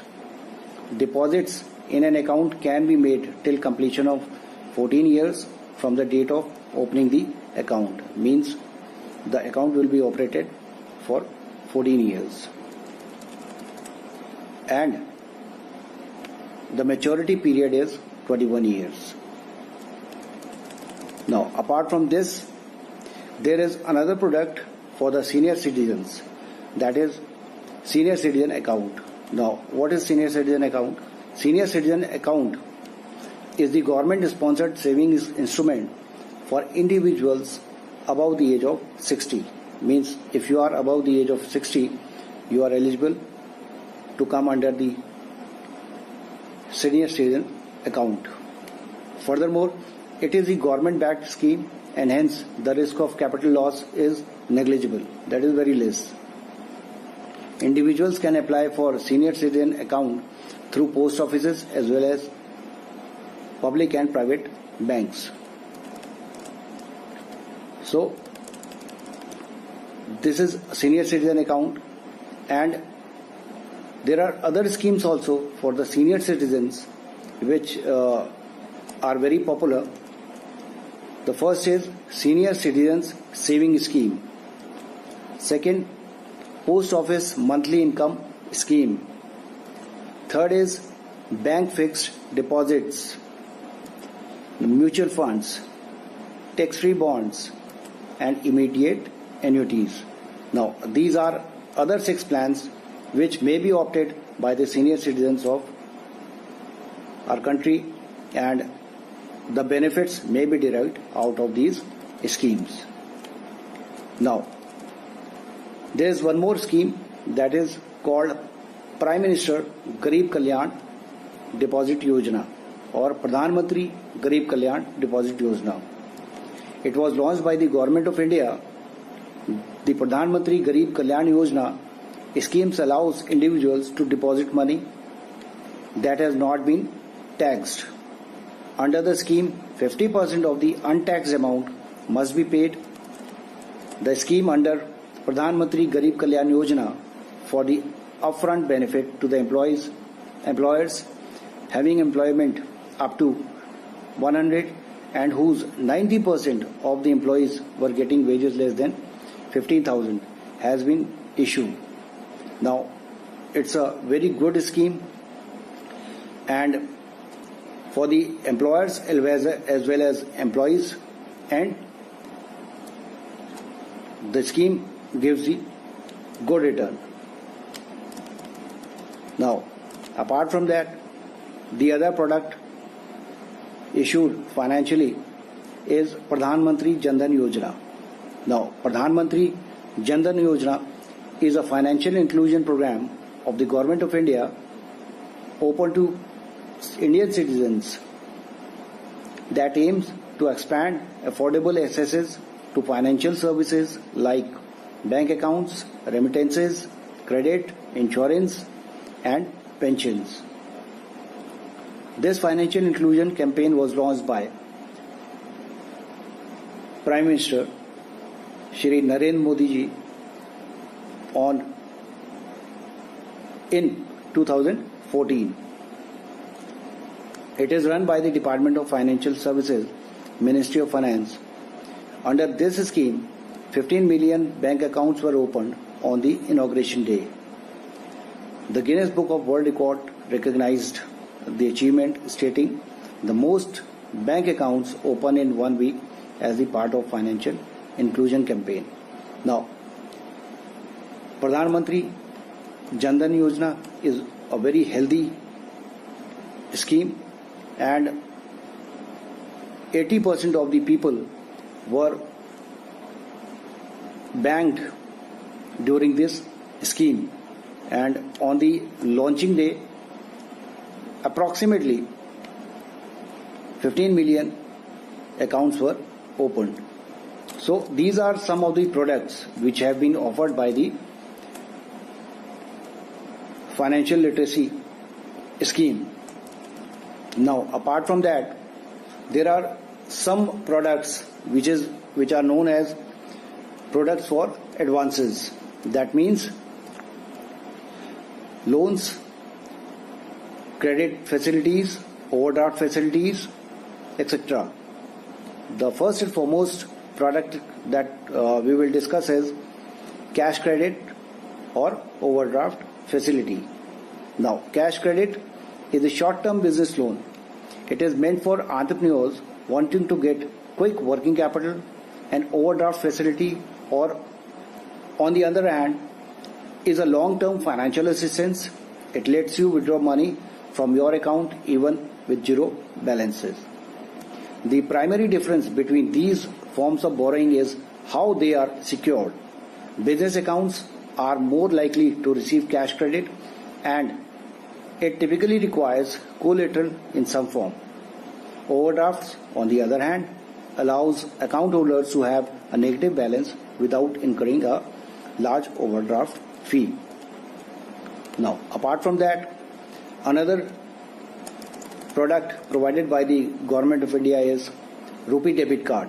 Now, Rupee Debit Card is a scheme conceived and launched by the National Payment Corporation of India in 2012. Rupee facilitates electronic payment at all Indian banks and financial institutions. Rupee cards will address the needs of Indian consumers, merchants and banks. The benefits of Rupee Debit Card are the flexibility of the product platform, high levels of acceptance and the strength of the Rupee brand, all of which will contribute to an increased product experience. Like Visa and MasterCard, Rupee credit and debit cards are also accepted at ATMs, POS devices and e-commerce websites across India. Now, these are the benefit of Rupee Debit Card, that it has been acclaimed all over the world and is working very smoothly. Now, the other product is Kisan Credit Card. Now, Kisan Credit Card is a credit scheme introduced in 1998 by the financial institutions or Indian banks. The model scheme was prepared by the National Bank for Agriculture and Rural Development, NABARD, to provide term loans for agricultural needs and later expand to the fields of animal husbandry, fisheries, by giving them financial support. Under this scheme, the farmers can avail short-term credit limits for crops. Also, all holders of Kisan Credit Card are covered under the personal accident insurance up to 50,000. Eligibility criteria is minimum age should be 18 years, maximum is 75 years. In case a borrower is a senior citizen, age more than 60 years, a co-borrower is mandatory, where the co-borrower should be legal hire. All farmers, individuals, joint cultivators, owners, these are eligible for Kisan Credit Card Yojana. Now, other product provided by the financial institutions and Government of India is Agri Term Loan. Agri Term Loan means a term loan that farmers get extended repayment up to 15 years as an investment credit to specific agricultural activities. It helps to deregulate rate of interest and increase flow of credit to the agricultural sector. Now, another product that we'll talk on, that is demand loan. Demand loan is a loan that a lender can require to be repaid in full at any time. One good example of demand loan is bank overdraft facility. These loans have an open repayment system, low rate of interest, which is great for the borrower. But on the other hand, it also provides opportunity to the lender of reposing the loan and demand payment on the spot, which is not so great for the borrower. Then there is other advanced product, that is term loan. A term loan is a monetary loan that is repaid in a regular payments over a set of period of time. Term loans can be given on an individual basis but are often used for small business loans. The ability to repay over a long period of time is attractive for new or enterprising businesses. Now, another scheme is Mudra loan.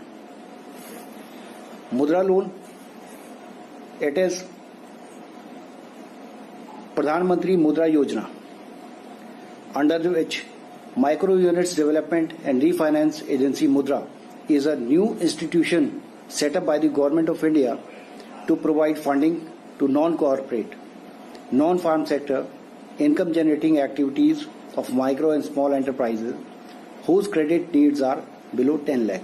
Now, this is a very popular scheme nowadays, and under this scheme, many enterprises and individuals who are setting up their enterprises are coming up and availing the facility of the scheme. Now, the scheme has three categories. The first category is Shishu category. This is the first category of Mudra loan, under which the limit is 50,000. Up to 50,000 loan you can avail. Next category is Kishore category. Under this category, an individual can avail loan from 50,000 to 5 lakh rupees. The third category is Tarun category, and under this scheme, up to 10 lakhs of loan facility may be availed. Now, Mudra loan can be availed by the following entities: applicants with minimum age of 18 years and maximum age limit is 65 years, who are business owners, who are shopkeepers, small industrialists, manufacturers, individuals involved with agricultural activities, and startup entrepreneurs. Now, these all are eligible under Mudra scheme. And the scheme is run by all the nationalized banks, private banks, regional rural banks, small finance banks, and microfinance institutions. So it's a very popular scheme, and most of the entrepreneurs are getting benefits out of Mudra loan. The other product under advanced category is Startup India. Startup India scheme is an initiative by the Government of India for generation of employment and wealth creation. The goal of Startup India is development and innovation of products, services, and increasing the employment rate in India. Now, there are some benefits which may be discussed under the Yojana. First is financial benefit. Under startup schemes, most of the startups are patent based. It means they produce or provide unique goods or services. In order to register their patents, they have to incur a heavy cost, which is known as patent cost. Now, under this scheme, this feature has been removed, and up to 80% rebate is being assured by the Government of India. Income tax benefits may be derived under this scheme. Registration benefits, government tenders, and huge network opportunities. Now, these are the benefits of Startup India, and the eligibility condition is registration may be done of partnership firm, limited liability partnership firm, private limited company. Now, these are the schemes which have been provided by the Government of India under Products for Advances. Now, under financial literacy, insurance and pensions schemes are there which are being run by the Government of India and for the citizens of India who are making benefit out of it. The first scheme is Pradhan Mantri Suraksha Bima Yojana. Now, Pradhan Mantri Suraksha Bima Yojana says it's a government-backed accident insurance scheme in India. It was formally launched by Prime Minister Narendra Modi, and it is available with the age group of people between 18 to 70 years and must have the bank accounts. The amount is automatically debited from the account. This insurance schemes can have 1 year cover from 1st May to 31st June and would be offered through banks and administered through public sector general insurance companies.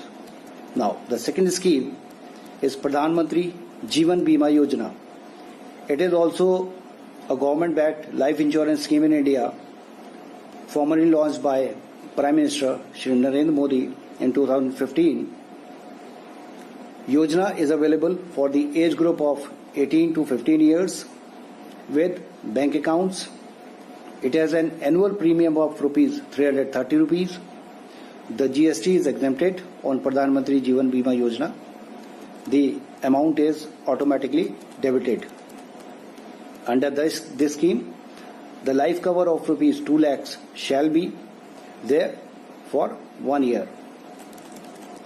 Then, talking about Pension Yojana, there is a pension yojana called Atal Pension Yojana. The Government of India has announced the new scheme called Atal Pension Yojana, and it is a guaranteed pension scheme and is administered by Pension and Fund Regulatory and Development Authority of India.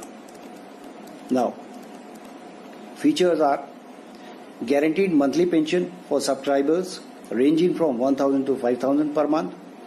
Government of India will also contribute 50% of the subscriber contribution of ₹1,000 per annum, whichever is lower. The government contribution is available for those who are not covered by any statutory social securities and systems that is not an income tax payer. Now, another product is National Pension Scheme. National Pension Scheme or NPS scheme is an initiative of the Government of India.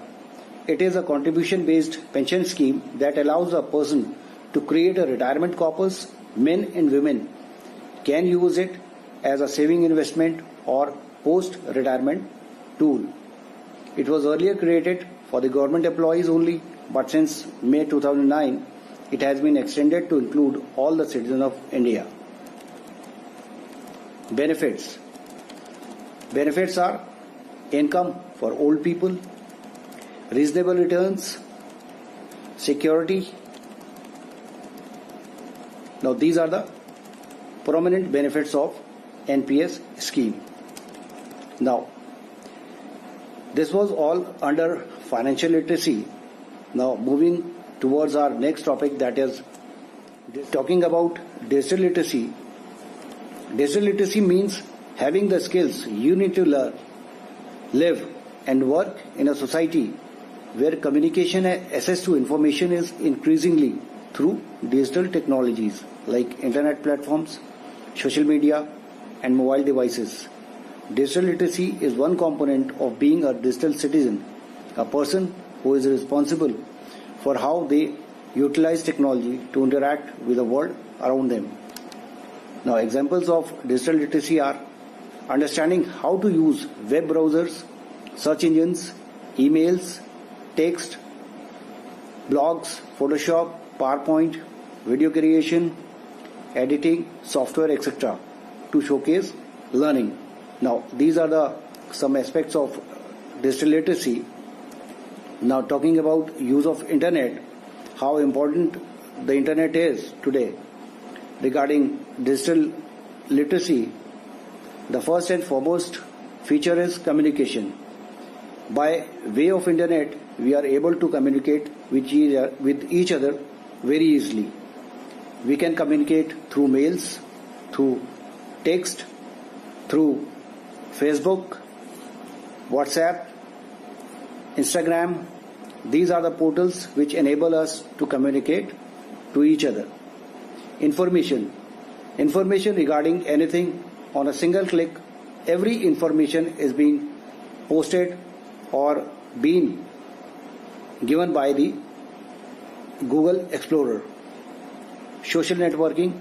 Now, internet plays a very important role in social networking. There are many sites which promote social networking, and by the use of internet, we are able to socially make our network. Job search. Now, if you are unemployed, you want to search job, you can easily search job through internet mechanism and digital process. Banking. Now today, 90% of the banks are internet based, means the software so provided to the banks that are completely online. So it is very important for the banks that proper internet facility may be provided, and through internet facilities every transactions are being able to managed. Entertainment is a very internet is a very important entertainment tool. Now through internet we can keep on entertaining ourselves, people around us for long hours. Online shopping. Through internet we can shop online. We have got very smart portals for shopping online, Snapdeals, Flipkart, Amazon, and many other portals through which we can surf on, and whatever the requirement we have for ourselves, we can make it on. Business. Now, today's scenario, business is very important, and internet has played a very important role in promoting business. All the business entities have become most of the online. So, internet plays a very important role in a regular business. Then, agricultural related information. If we require any information regarding our agricultural activities, it is provided through internet. We can avail government benefits which are being offered by the government of India by the mechanism of internet. Also, weather checkups and updates are being entertained by the use of internet. Apart from this, there are many public services using through our mobile and web browsers, like ration card. Ration card is a very useful document issued under public distribution system for the purpose of big essential commodities from fair price shop. So today digitally it has become very easy to avail a ration card, apply online, and at your premises the same is sent. Apart from this, voter ID cards, electors, photo identity cards, one can apply online digitally and can get benefit of the digital process. Apart from this, Aadhaar card can be applied online, changes can be made online, and the same is being retrieved at your doorstep. and this is all due to the digital process which has made it a very convenient object. Apart from that, permanent account number, that means PAN card. These services can be offered through digital process, and one can apply online, and the process is very simple, very transparent.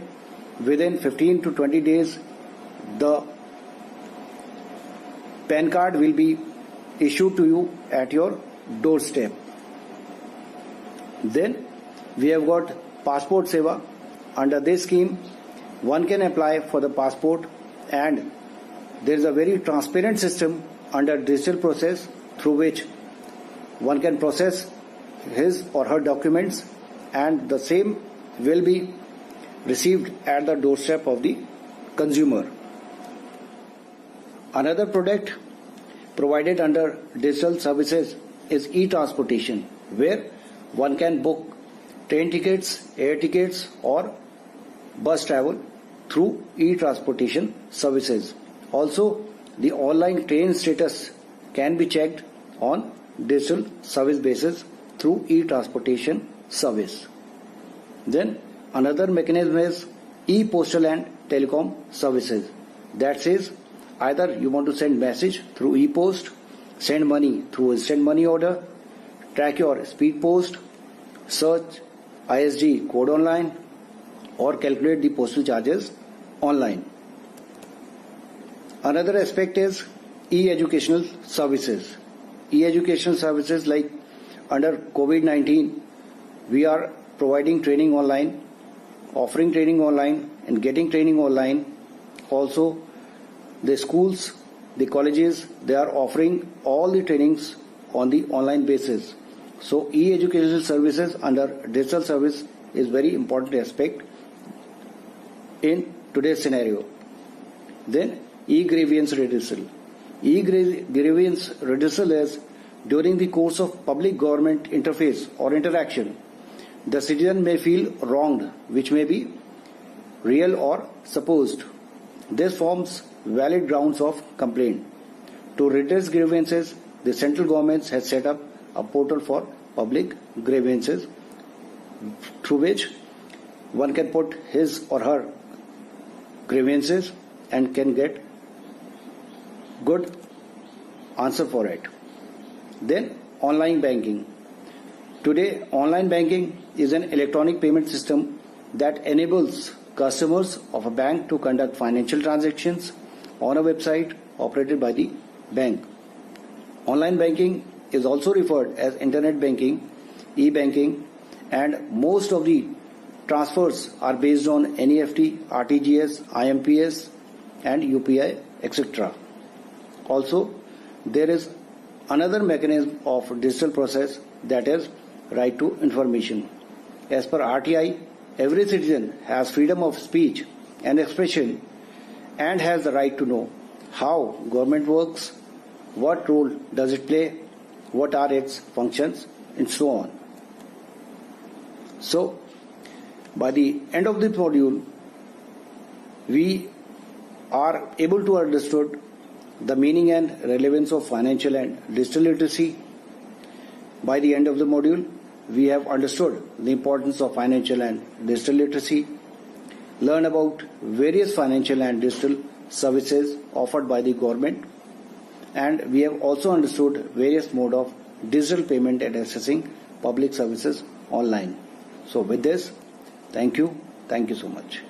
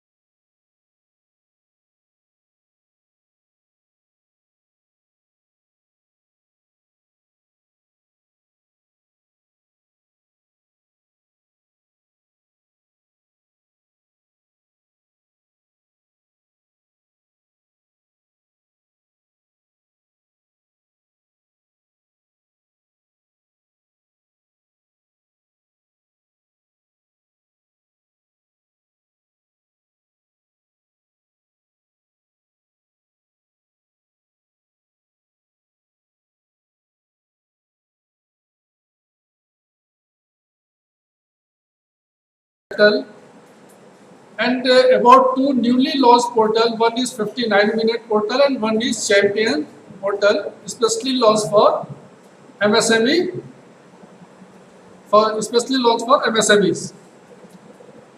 So friend, I hope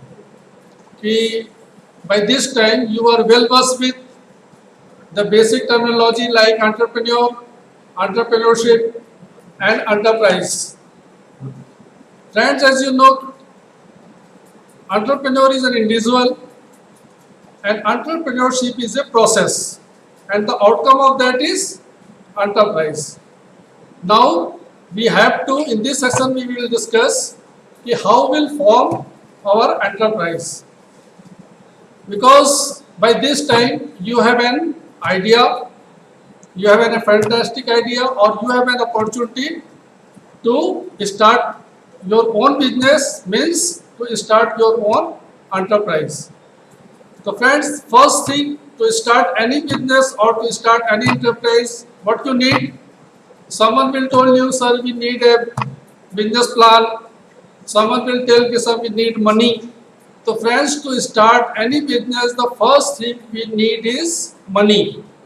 And to get money, we need business plan. But before that, if we need money, what you will do? You will go to your banker for money, or you will go to your relative and friends, or you will go to vendor, or you will go to investor. So you have to contact or approach for fund management to these either bank, either vendor, or investors. But when you will go to these vendors, investors, bankers, what they will ask you first? They will tell you what type of entity you have. Means what type of enterprise you form to start your business. So the first and foremost requirement to get the money is the formation of type of entity, type of legal entity, and we also call it type of enterprise. So friends, in India, there are many types of enterprises which are authorized by the government of India, and these are the proprietorship firm, partnership firm, limited liability partnership, private limited company, public limited company, one-person company, self-help group, and Hindu undivided family.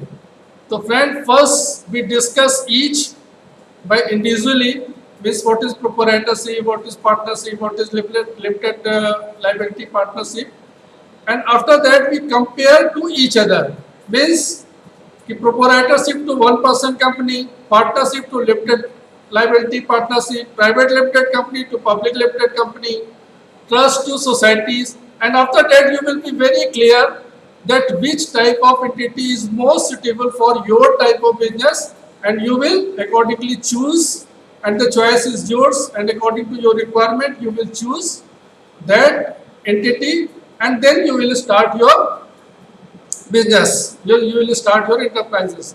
The first and foremost requirement, thus friend, is the selection of entity, legal entity, to start any enterprise. And unless you don't know which entity have which characteristics, which entity have which what type of advantage, what type of disadvantage, so you can't decide which type of enterprise you are going to select. So friends, for selecting any enterprise, what are the factors you need? How you make choice of your business entity? The number one is ability to raise capital, requirement of capital, source of capital. You will choose your entity according to your need of capital. How much capital you need for your business? What will be the source of funding? From where you want to take, either it from an angel investor, or it from a bank, or it from a type of unsecured loan from your relative and friends. The second point comes in the mind that what is the separation of ownership or management.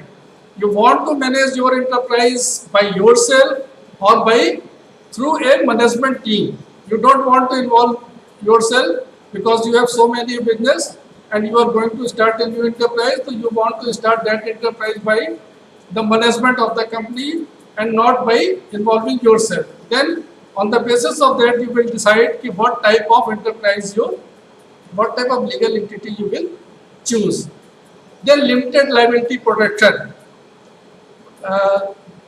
Limited liability protection means that when you are going to start your business, whether you want a limited liability or unlimited liability, and I will explain it when we will discuss it individually, different type of legal entity. Then transfer of ownership.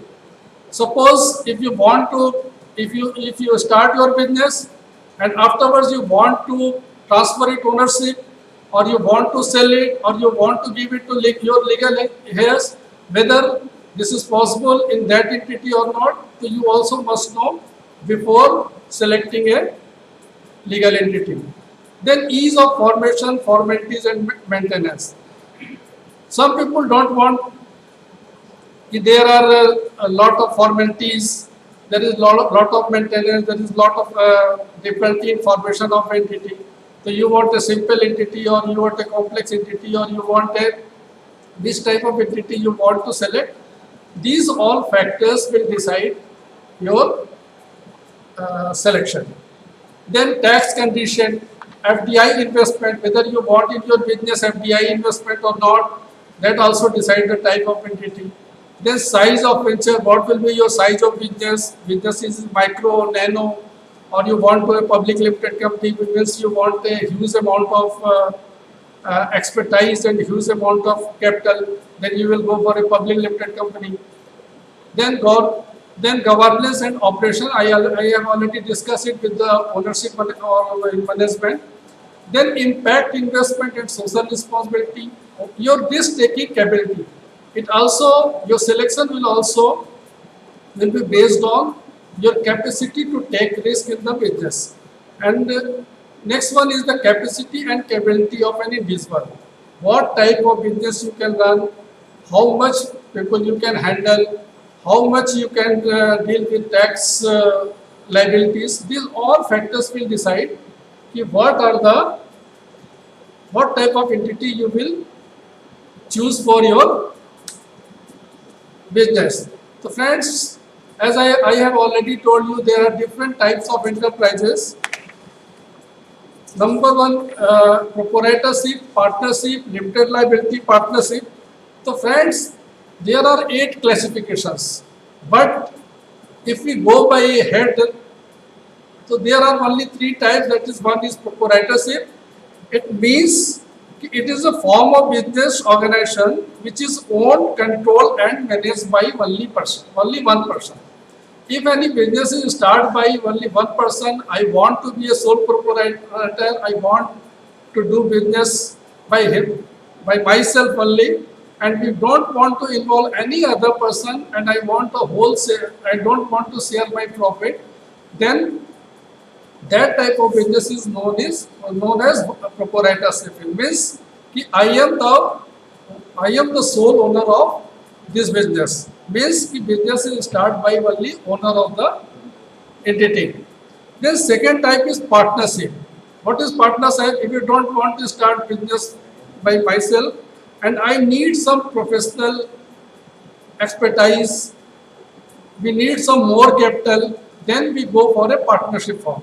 What is partnership firm? A partnership is an association of 2 or more persons to carry on as co-owner a business and to share its profit or loss. And third category is the public company. In company, private limited company, public limited company, 1% company, and all this comes under this head. And what is company? A company is an association of persons who contribute money in the shape of shares, and the company gets a legal entity and enjoy a permanent existence. So friends, you see, if you want to start your business by yourself, you don't want any partner, then you will go for a proprietorship firm or 1% company. But if you want a partner, then you can go for a partnership firm or limited liability partnership firm. But if you form a company, you can form three types of company. One is private limited company, one is public limited company, and another is one-person company. And self-help group and Hindu undivided family are two other groups for very nano type of entrepreneurs. We will explain it this to you later on. So friends, now we will go by different parameters. We will compare it by different parameters. Then you will come to know what are the advantage and disadvantage of a company. First one is, now we compare these all by different parameters. The first one is by registration. In proprietorship firm, registration is not required. In partnership firm, if you form a partnership firm, there is no requirement of registration. But in LLP, registration is required, and in private limited company, registration is required. And in one-person company, registration is required. Means if you want to form a legal entity like proprietorship and partnership firm, there is no requirement by government to register your firm. But if you want to form a limited liability partnership firm or a private limited company or a one-person company, you have to register your firm or your enterprise in the Ministry of Corporate Affairs. Now the question comes ki in proprietorship and partnership, government have given the option whether you can register or you cannot register. What are the advantages and disadvantages if you are not registering your firm? The disadvantage is behind if you are not going for registration of your proprietorship or partnership firm. The disadvantage is that in case of any dispute with vendor or any party, you cannot sue to that vendor or party if your firm is not registered. But the right to third party is that he can sue you, but you cannot sue to your vendor in case of any dispute, or if any fraud is made by your vendor or any third party, you cannot sue. But this is right to third party. So it is always advisable, whether it is required or not required, but you go for registration, especially in proprietorship firm and partnership firm. And in LLP, private limited company, one-person company, public limited company, it is compulsory by the Government of India under the Ministry of Corporate Affairs. Now we come to, now you are clear, if we consider the registration point of view, proprietorship firm required no registration, partnership firm required no registration, LLP, private limited company, one-person company and public limited company require compulsory registration under the memorandum of, this Ministry of Corporate Affairs. Now come to second point, name of the entity.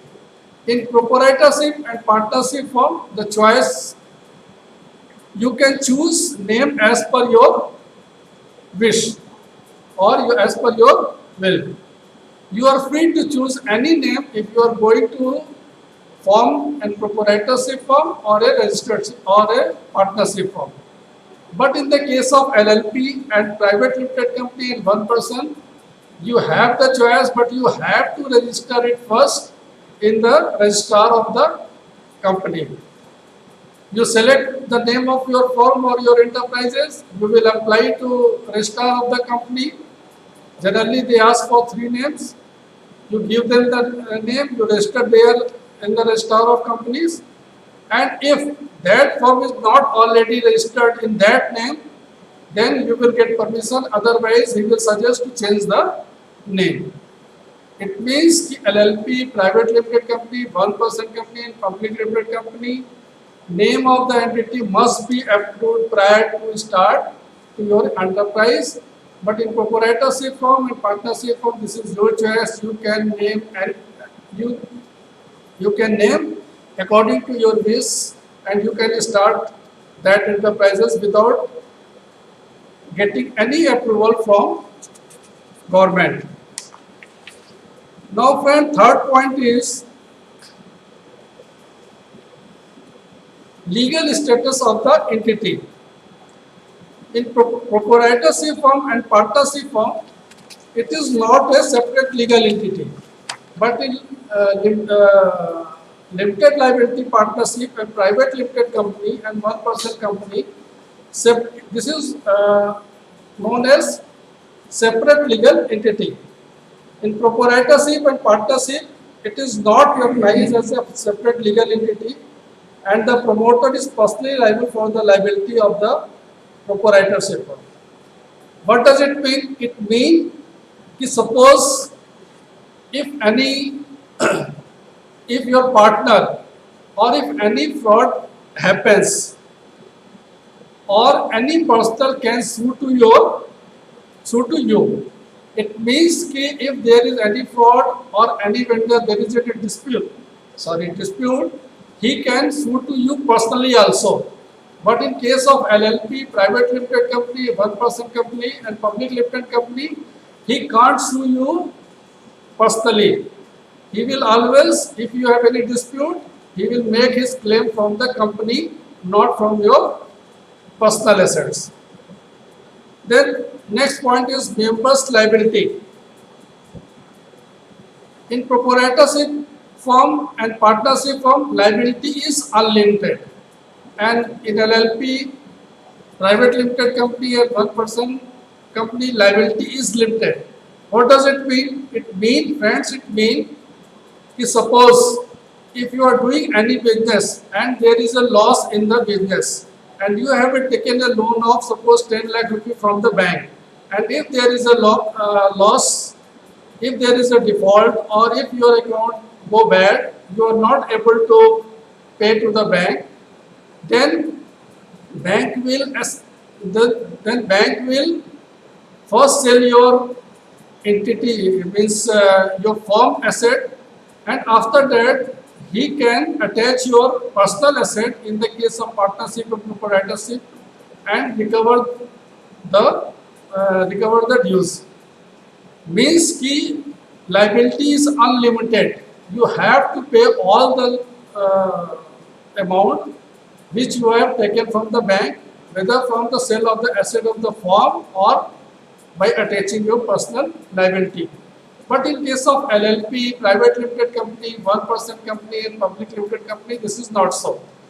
Suppose in case of LLP, there are 10 partners and you have taken a loan from a bank of 1 crore rupees and each partner contributed 10 lakh of rupees as their share. Suppose if there is a default, you are liable as an individual partner only for 10 lakh rupees, not for the 1 lakh rupees. And your personal property cannot be attached for the recovery of that default amount. Basically, you are liable only for up to the 10 lakh of rupees which you have invested in that firm or enterprise. The same with the private limited company and the same with the one-person company. In one-person company also, liability is limited. It means that your personal property cannot be attached.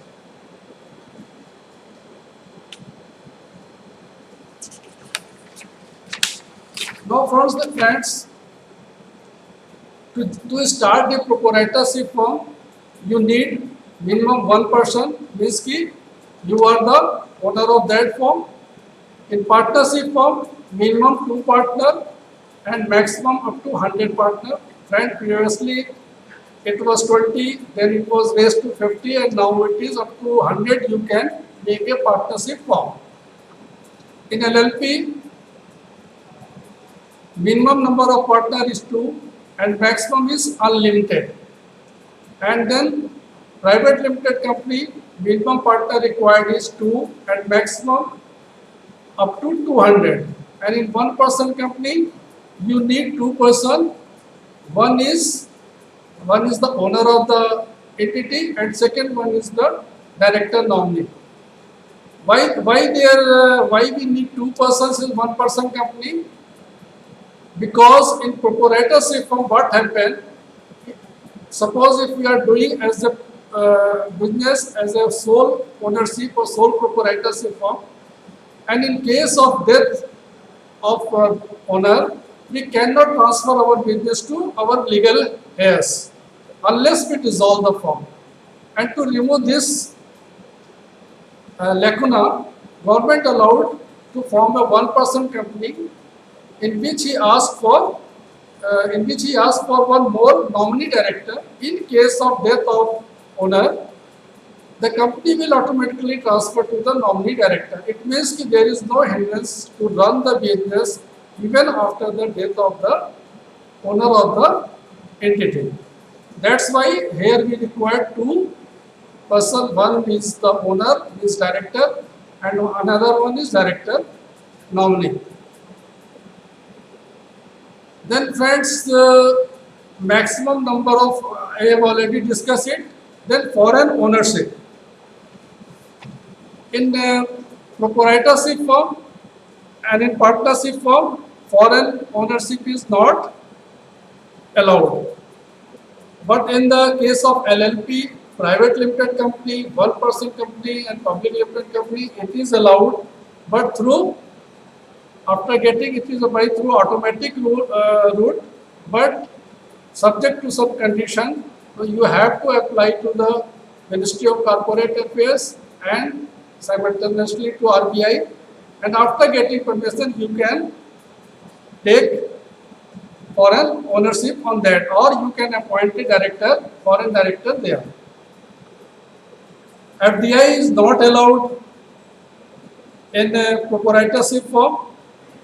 In partnership it is allowed, LLP, private limited company, it is allowed, but after getting prior approval from the RBI. Then transferability. In proprietorship firm and partnership firm, the ownership cannot be transferable, but in an LP ownership is transferable. Private limited company ownership can be transferred, and in one-person company ownership can be transferred. It means if you want to transfer my business to anyone without dissolving, we cannot transfer our business if we registered as a proprietorship firm or a partnership firm. But in LLP we can change the we can change investor by selling their investment or by their share. It's the same with the private limited company. Existence or survivability. Existence of a proprietor or businesses depend on the proprietor. And existence of partnership business depend on the partners and could be a further dissolution due to death of a partner. In LLP, existence of LLP is not dependent on the partner and could be dissolved only voluntarily or by the order of the company law. Existence of a private limited company is not dependent on the director or shareholders, could be dissolved only voluntarily or by the regulatory authority. Existence of one-person company depend on the director of nominee and could be dissolved only voluntarily or by regulatory authority. What does it mean? The perpetual succession is not allowed in the case of proprietorship firm and partnership firm, but it can be allowed in LLP, private limited company and one-person company by just transferring your investment or the value of shares. Means you can sell your share and new partner will come on that business. Then friend, minimum capital required. Just to start the proprietorship firm, there is no binding of any minimum capital requirement. For partnership firm, there is no binding. For LLP, it is also there is no binding. But private limited company, you need 1 lakh of rupees. And in one-person company, there is no binding. Previously, it was 1 lakh. Now, Government of India has removed it. And for public limited company, we need 5 lakh of rupees just to start a public limited company.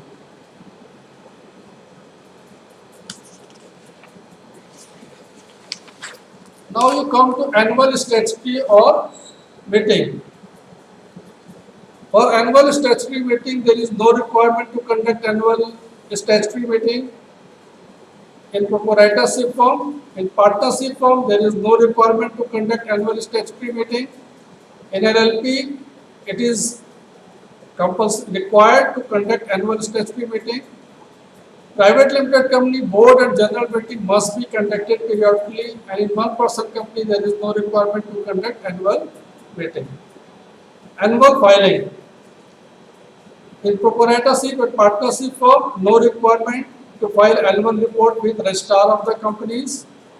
In partnership, no requirement to file annual report. And in LLP, private limited company, and in one-person company, it must be filed with registrar of the company.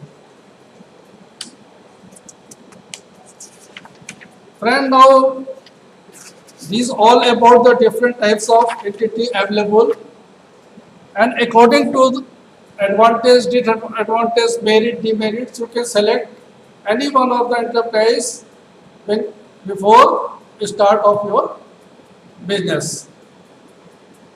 Now we come to know what are the merit, what are the demerit of each and every individual.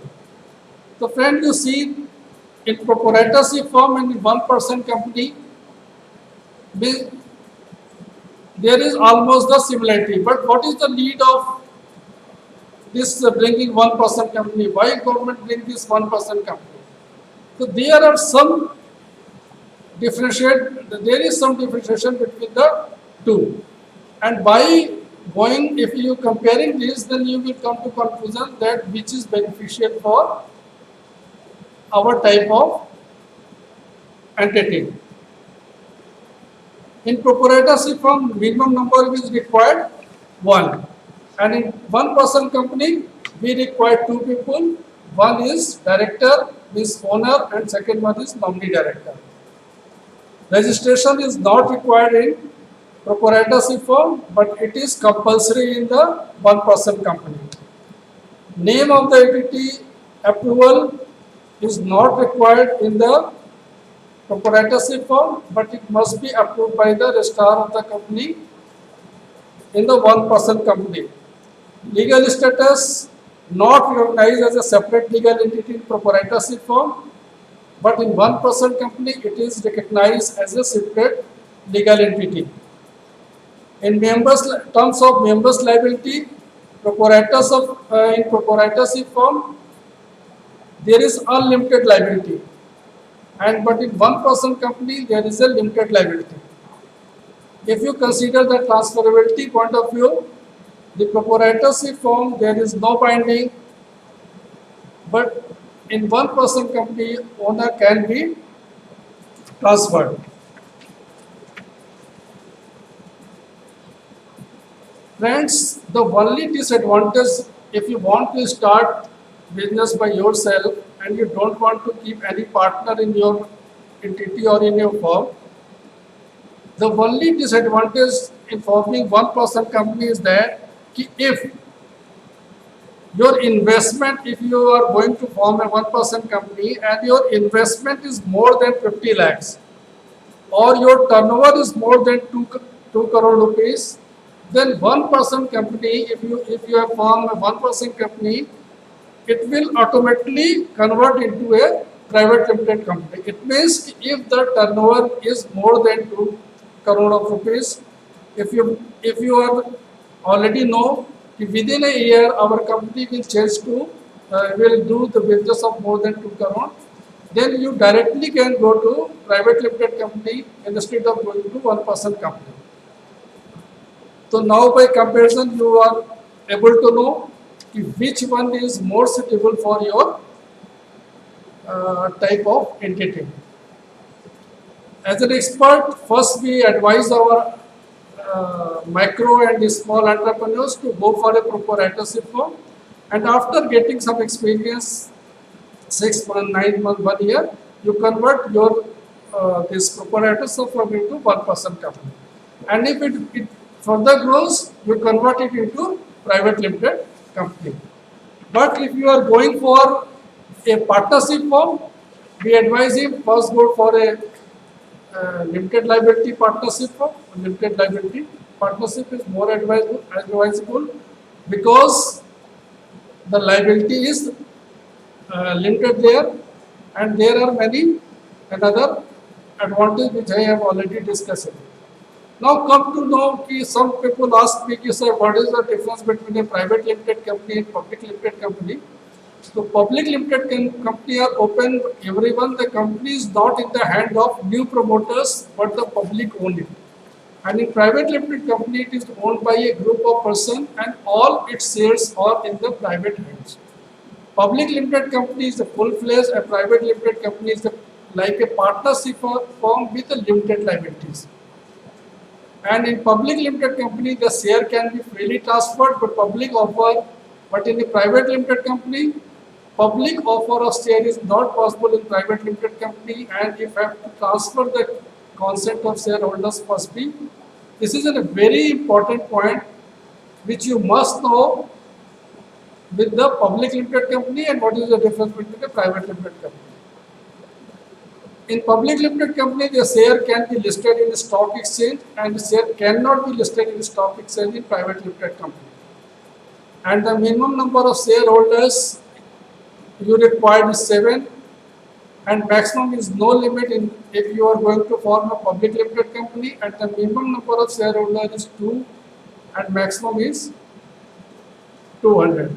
And minimum paid-up capital required in the public limited company is 5 lakhs and minimum paid-up capital required for the public limited company is 1 lakh.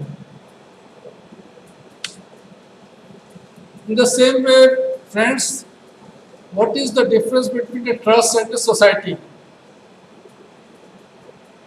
Trust and society, friends, as you already know, there are two types of entrepreneur. One is commercial and one is social. So when if you go for a commercial entrepreneurship, then you will open an account under proprietorship. You can open account from proprietorship up to a public limited company. The choice is yours. That depends on the type of business and type of risk, type of ease you want. But if you go for a commercial entrepreneurship, you can form a trust, you can form a society, or you can form a company under Section 8. So here we just enumerated what is the difference between a trust and society. A trust is a legal relationship in which author assigns properly to the trustee for the benefit of the beneficiary. A society is an organized group of persons who are joined together for further any purpose in relation to literature, science or charity. And you have to register, if you want to make trust, you have to register under Indian Trust Act, and you want to make society Registration Act.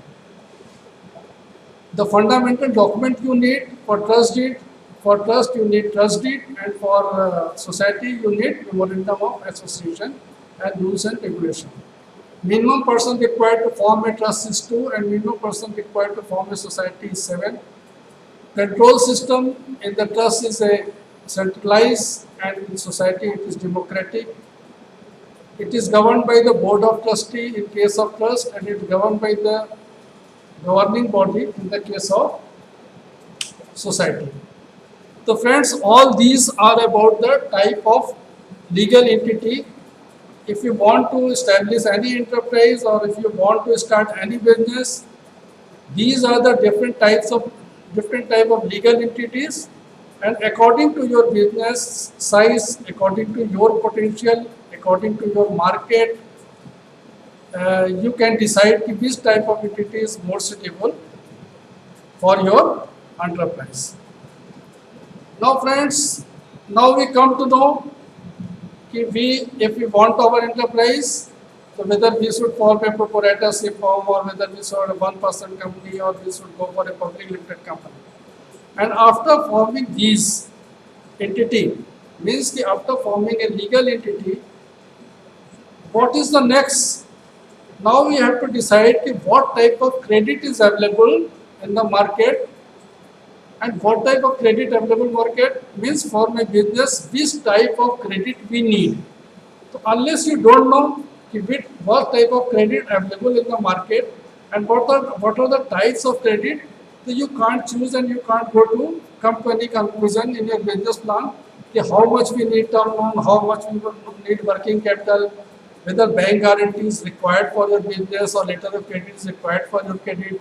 If you are doing a export-import business, what is pre-shipment credit, what is post-shipment credit, whether you don't, if you don't want take loan from bank or you are going to start up, then whether you will go to angel financing or you are doing any such business in which there is uncertainty of equipment or uncertainty of order, then you go for a lease financing. And a new concept recently came that is known as crowdfunding.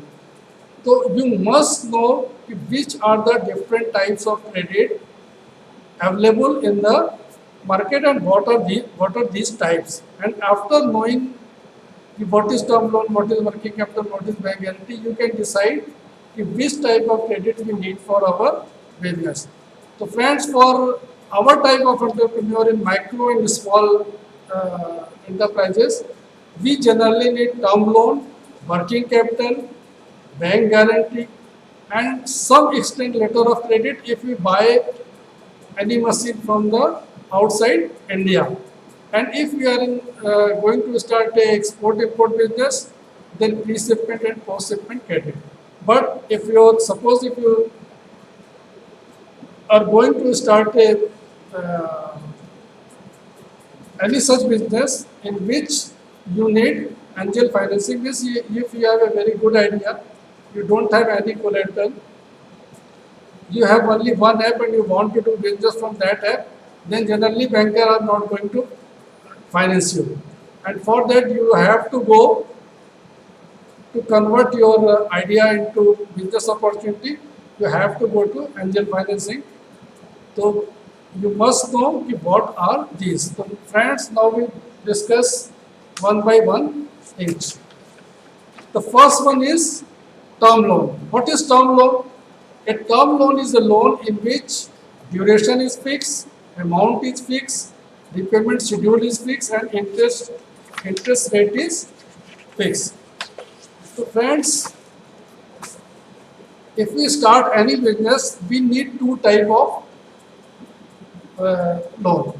Number one is to run our business, term loan, and number two to run our business, working capital.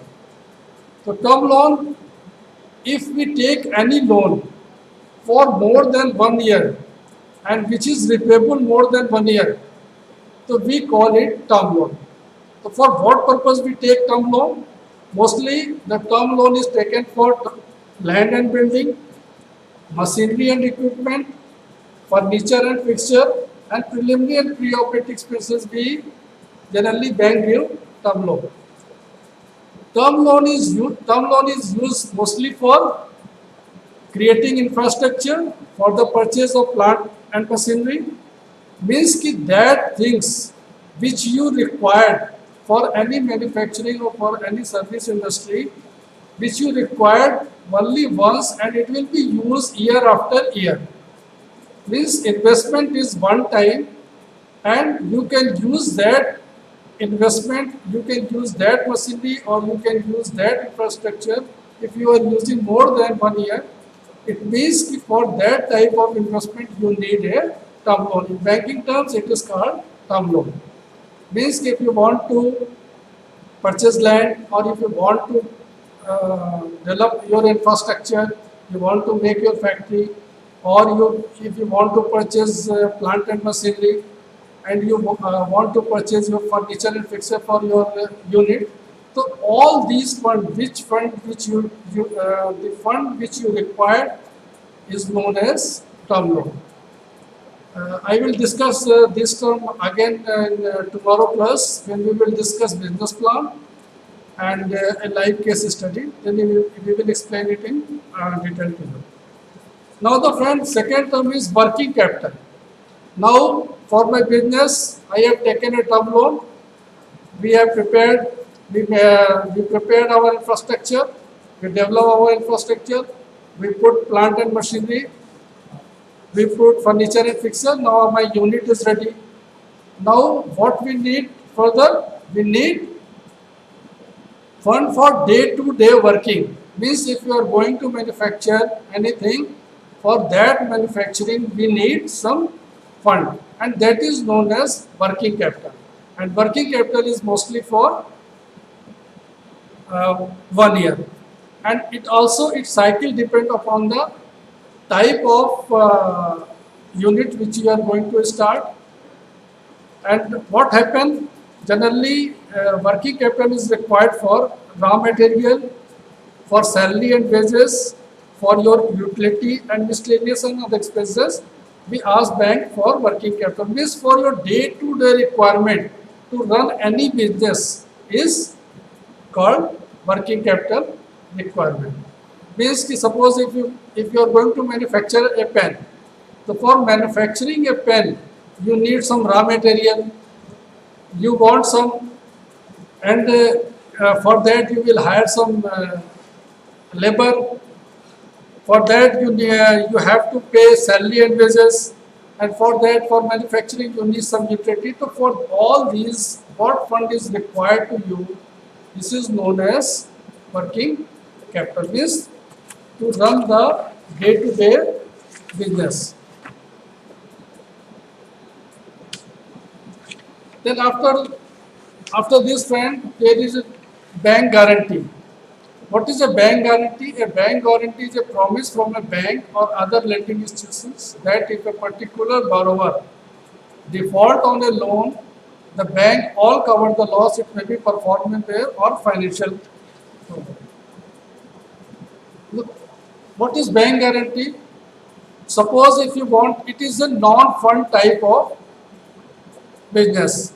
It means in this, suppose if you want to a business, if you want to sell a ticket of suppose a railway, or if you want to sell the ticket of any aviation industry, of any airlines, you go to airlines office and ask him that, sir, I want to sell your ticket each month and I want the right for that.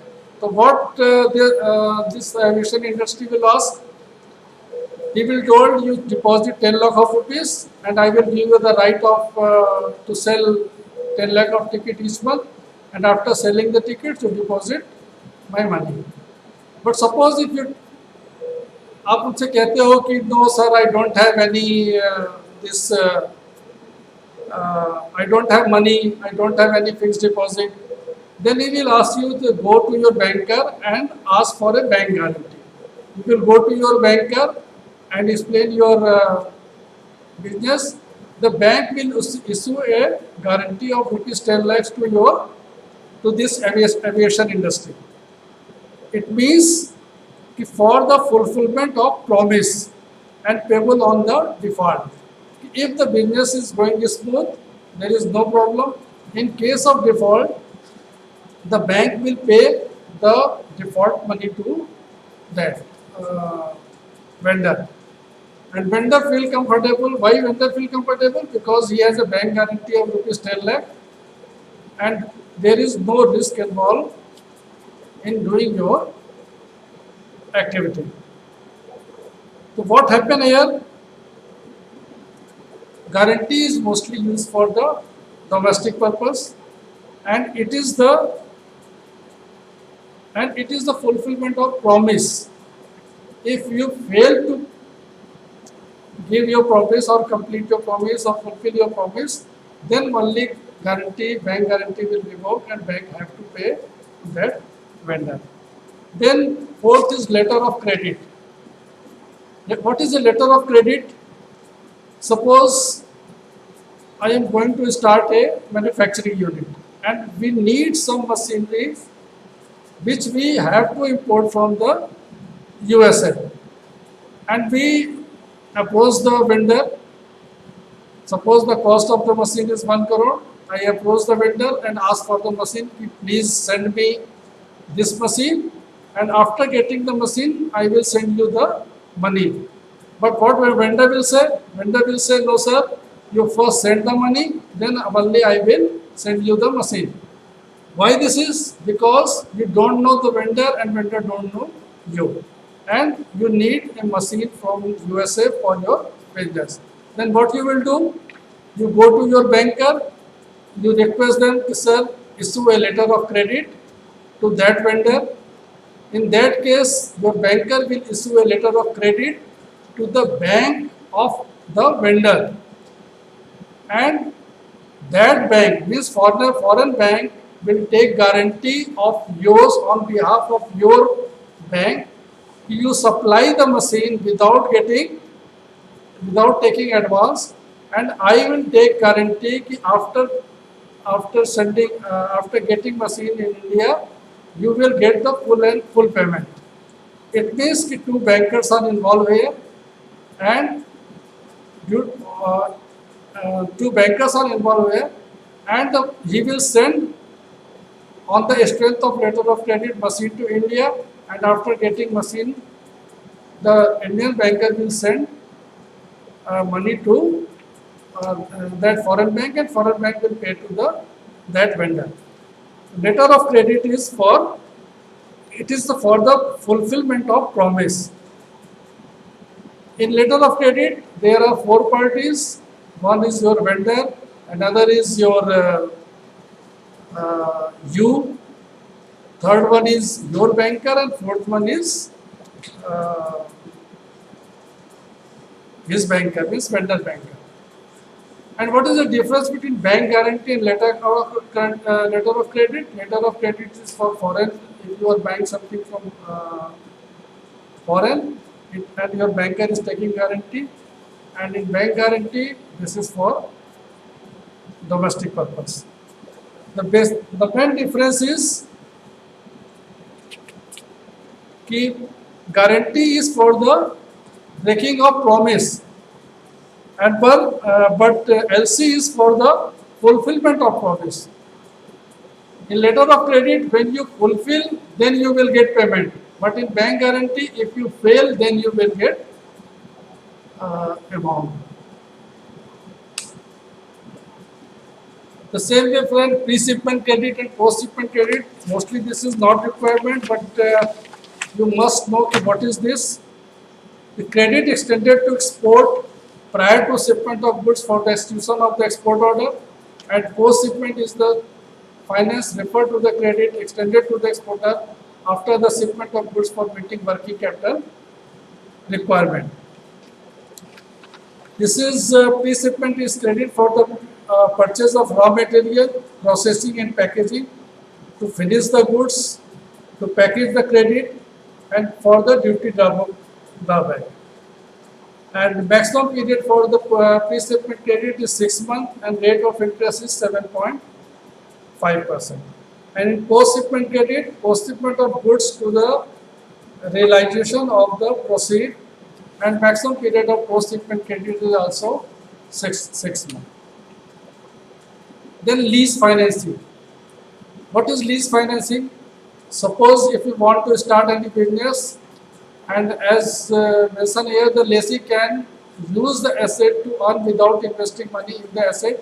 It is mostly for the fixed asset. What are the other advantages? No risk of obsolescence, cost saving, flexibility, and liquidity.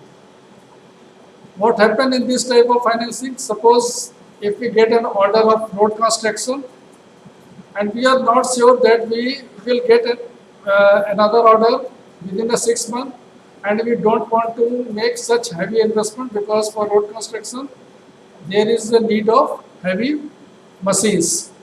So what we do, we go for lease financing, and in lease finance, we will go for lease financing. And what happened in this type of business? We complete our project, and if we get another order in our hand, then we can extend our lease financing period. Otherwise, we can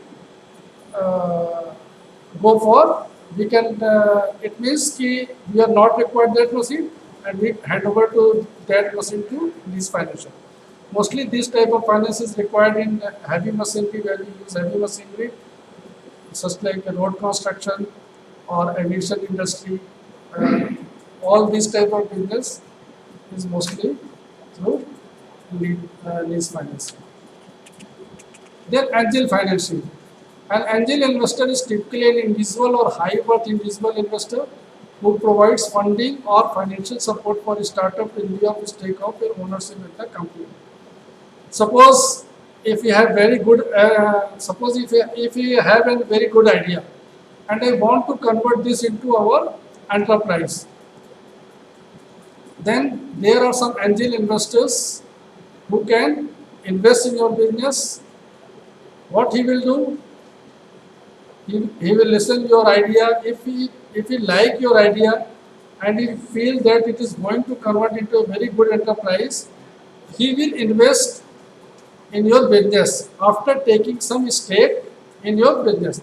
And now this depends on this, how you will negotiate to that angel investors, what time and how much you will provide investment this stake, how much stake you are going to give to that angel investor. The advantage with the angel financing is that they also provide some technical support to you, and then no need collateral. There is no need of any collateral security, and they give you the investment for your converting your idea into an opportunity or idea into an enterprise. The one type of funding is crowdfunding. This is a recent concept. The fund from a multiple investor that web-based platform or social networking site for definite objective. A small contribution number of person community may fulfill the fund requirement of the investor who otherwise lack access to such fund. Suppose if I want to start some business, we floated our idea through through social media, and some people may respond to your idea, and by collecting fund from social media, you can start your business. In India it is allowed, but only equity crowdfunding is not allowed in India. Retail investor can invest up to 20,000 to 60,000 only, and maximum number of retail investors is 2,000. This is a very new concept. It means that without going to any angel investor, without going to any banker, you can also collect fund from a crowdfunding, and this is almost same as you collect a fund from your friends and relatives. That in terms of bank, it is called unsecured loan.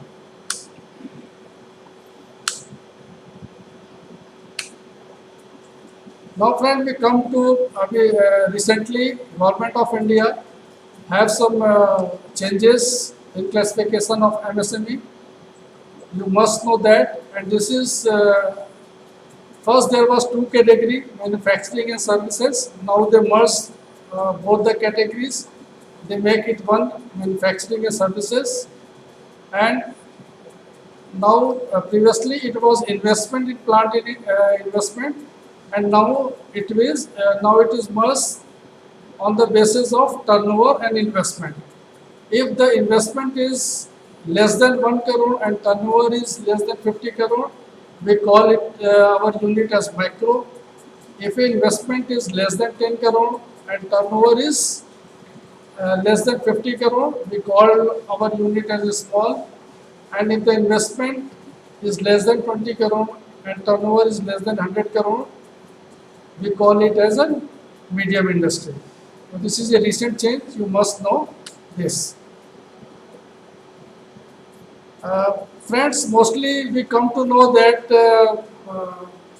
there is a common complaint from the borrower, from the young entrepreneur. Sir, when we go to, we have a very good idea, we have a very good business plan, but when we go to bank, generally bank refuses to give loan because we don't have any collateral security.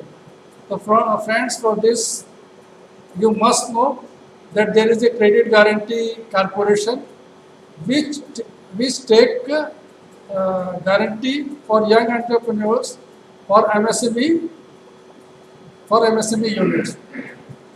For manufacturing unit up to 2 lakh, they take collaterals, they take guarantee, and for retail up to 1 crore, they take guarantee. It means you need not to give any collateral or any guarantee to bank. What to do if you want this credit guarantee corporation? You simply apply under the credit guarantee scheme. The banker will send your application to credit guarantee corporation, and after getting approval from the credit guarantee corporation, there is no need to give any collateral to the bank. So now this problem is solved. Most of the entrepreneurs mostly sir, we are not getting finance due to lack of collateral. We don't have any collateral. We don't have any security. Now Government of India has provided this facility.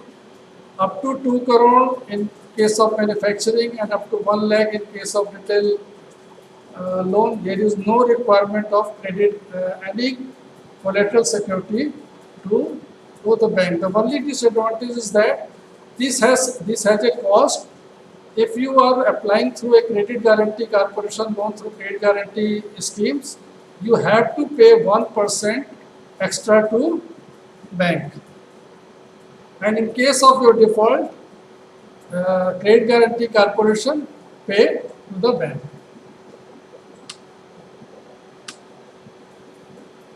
Recently, an amendment is made in this credit guarantee corporation. What was previously, the credit guarantee corporation take guarantee only up to 2 crore.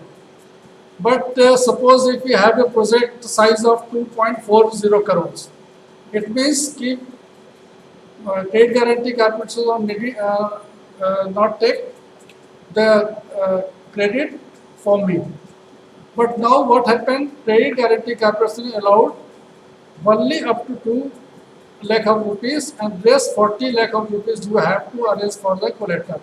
And if you arrange that collateral, so up to 2 lakhs, credit guarantee corporation will take guarantee, and for 40 lakhs you have to arrange, and accordingly bank will finance your project. Friends, Government of India, as I have already told you, discussed with you, there are mainly 2 types of loan required. One is term loan and another is working capital. How we calculate this, we will discuss it tomorrow on the business when we discuss the this business plan. But as a master trainer, you must know how we come to know what is the requirement, or how you assess this is our working capital requirement. How we will calculate term loan, I will discuss it tomorrow, and I will also discuss the method of assessment tomorrow in detail. But a thumb rule is given by Government of India. What is that thumb rule? Suppose if I am going to start any business, and we projected that the sale will be of rupees 1 crore in this year. You simply divide 1 crore by 5, you will get 20 lakh. It means if our projection of sale is 1 crore for this year, the bank will provide you 20 lakh rupees for your working capital and term loan as per your actual requirement of plant and machinery and infrastructure. Friends, you also must know this is a portal launched by Government of India. This is a 59-minute, we call it 59-minute loan portal. Generally, a complaint has come from the entrepreneur side, sir, we visited several times bank and bank is not sanctioning, and they are asking one time this paper or that paper. But for this, the government launched a portal, and he called it 59-minute portal. What happened in this portal? This is a totally automatic portal. You have to go online. How this portal works? You put your GST number in that. He will take all the detail from the GST side. He will take your credit score from your credit score side. and as you fill your this PAN number, he will take all the income from IT department. And what happened? And after on the basis of that, he will calculate your credit limit, and within a 59 minute, you will get a provisional sanction letter to your given email ID. And what will be the next step? You simply print that provisional sanction letter, go to the bank, and what is the only what bank manager next will do? He will do only the KYC laws for you, and you have already get, since you have already get this provisional sanction letter, he will only verify the details you have given in that. Means he will only verify the KYC for that, and this is available for 1 lakh to 5 lakh rupees. This is also, this portal also work for your housing loan or car loan. You go to that portal, you try that portal, and if you face any problem, in tomorrow class we can discuss it in bit detail. Friend, this is a very, recently this portal is launched by the Government of India just to promote our MSME entrepreneurs. Recently, the Ministry of Micro, Small and Medium Enterprise has launched a champion portal. The champion stands for creation and harmonious application of modern process for increasing the output at national strength. The champion portal utilizes modern ICT tools such as telephone, internet and video conference. The portal is also powered with artificial intelligence, data analytics and machine learning, as well as integrated with Government of India Niesbud portal. And what is the objective of this portal? To support the MSMEs, to explore you and to promote, to identify the sparks. That is the bright MSME who can not only withstand but can also become national and international champion. Features: the entire ICT architecture is created in-house with the help of the National Information Center. A network of control room is creation in the hub and spoke model. The hub is situated in New Delhi in the Secretary of MSME office, and the spokes will be in the state in various offices and institutions of the. What is the, who can register? Any association, any MSME unit, any MSME employee, any government official, would be entrepreneur, individual and other. And what is the purpose of this? The purpose of this launching of this champion is, if you have any type of grievances, if you have any type of problems in registration, in getting loan, in formulation of your business plan, conversion of your idea into your startup unit, you can go to this portal, you just registered, you write your problems, and all problem in one go will be solved by this MSME portal that is known as champion. The purpose of this is to make you champion and make our MSME entrepreneur trouble free. Means that all troubles are solved at this place, at this portal only. Friends, you also must know in very short, we are not going to explain it, but in very short, recently after COVID, the Ministry of MSME gave some reliefs and some more facilities, some more product for young entrepreneur. You must know as a master trainer. One is 3 lakh crore loan to MSME, collateral free, guarantee free. Another is distressed asset fund, subordinate debt scheme for MSME. Third is equity infusion for MSME through fund of funds. And fourth is Pradhan Mantri Mudra Yojana. In this, 2% subvention is will be given by government. Credit Guarantee Trust Fund for micro and small enterprise. Prime Minister Employment Generation Program PMEGP. And beside this, a National Guarantee Fund is made for MSME borrower who has already doing business. Means if there is a default, if you are doing business, there is a shortage of fund, you can, what is the present limit? You can more than 100 or 20% more of that, which is your working capital limit, or 20% of that of the outstanding of your term loan for a period of 5 years, and that's too without any collateral security.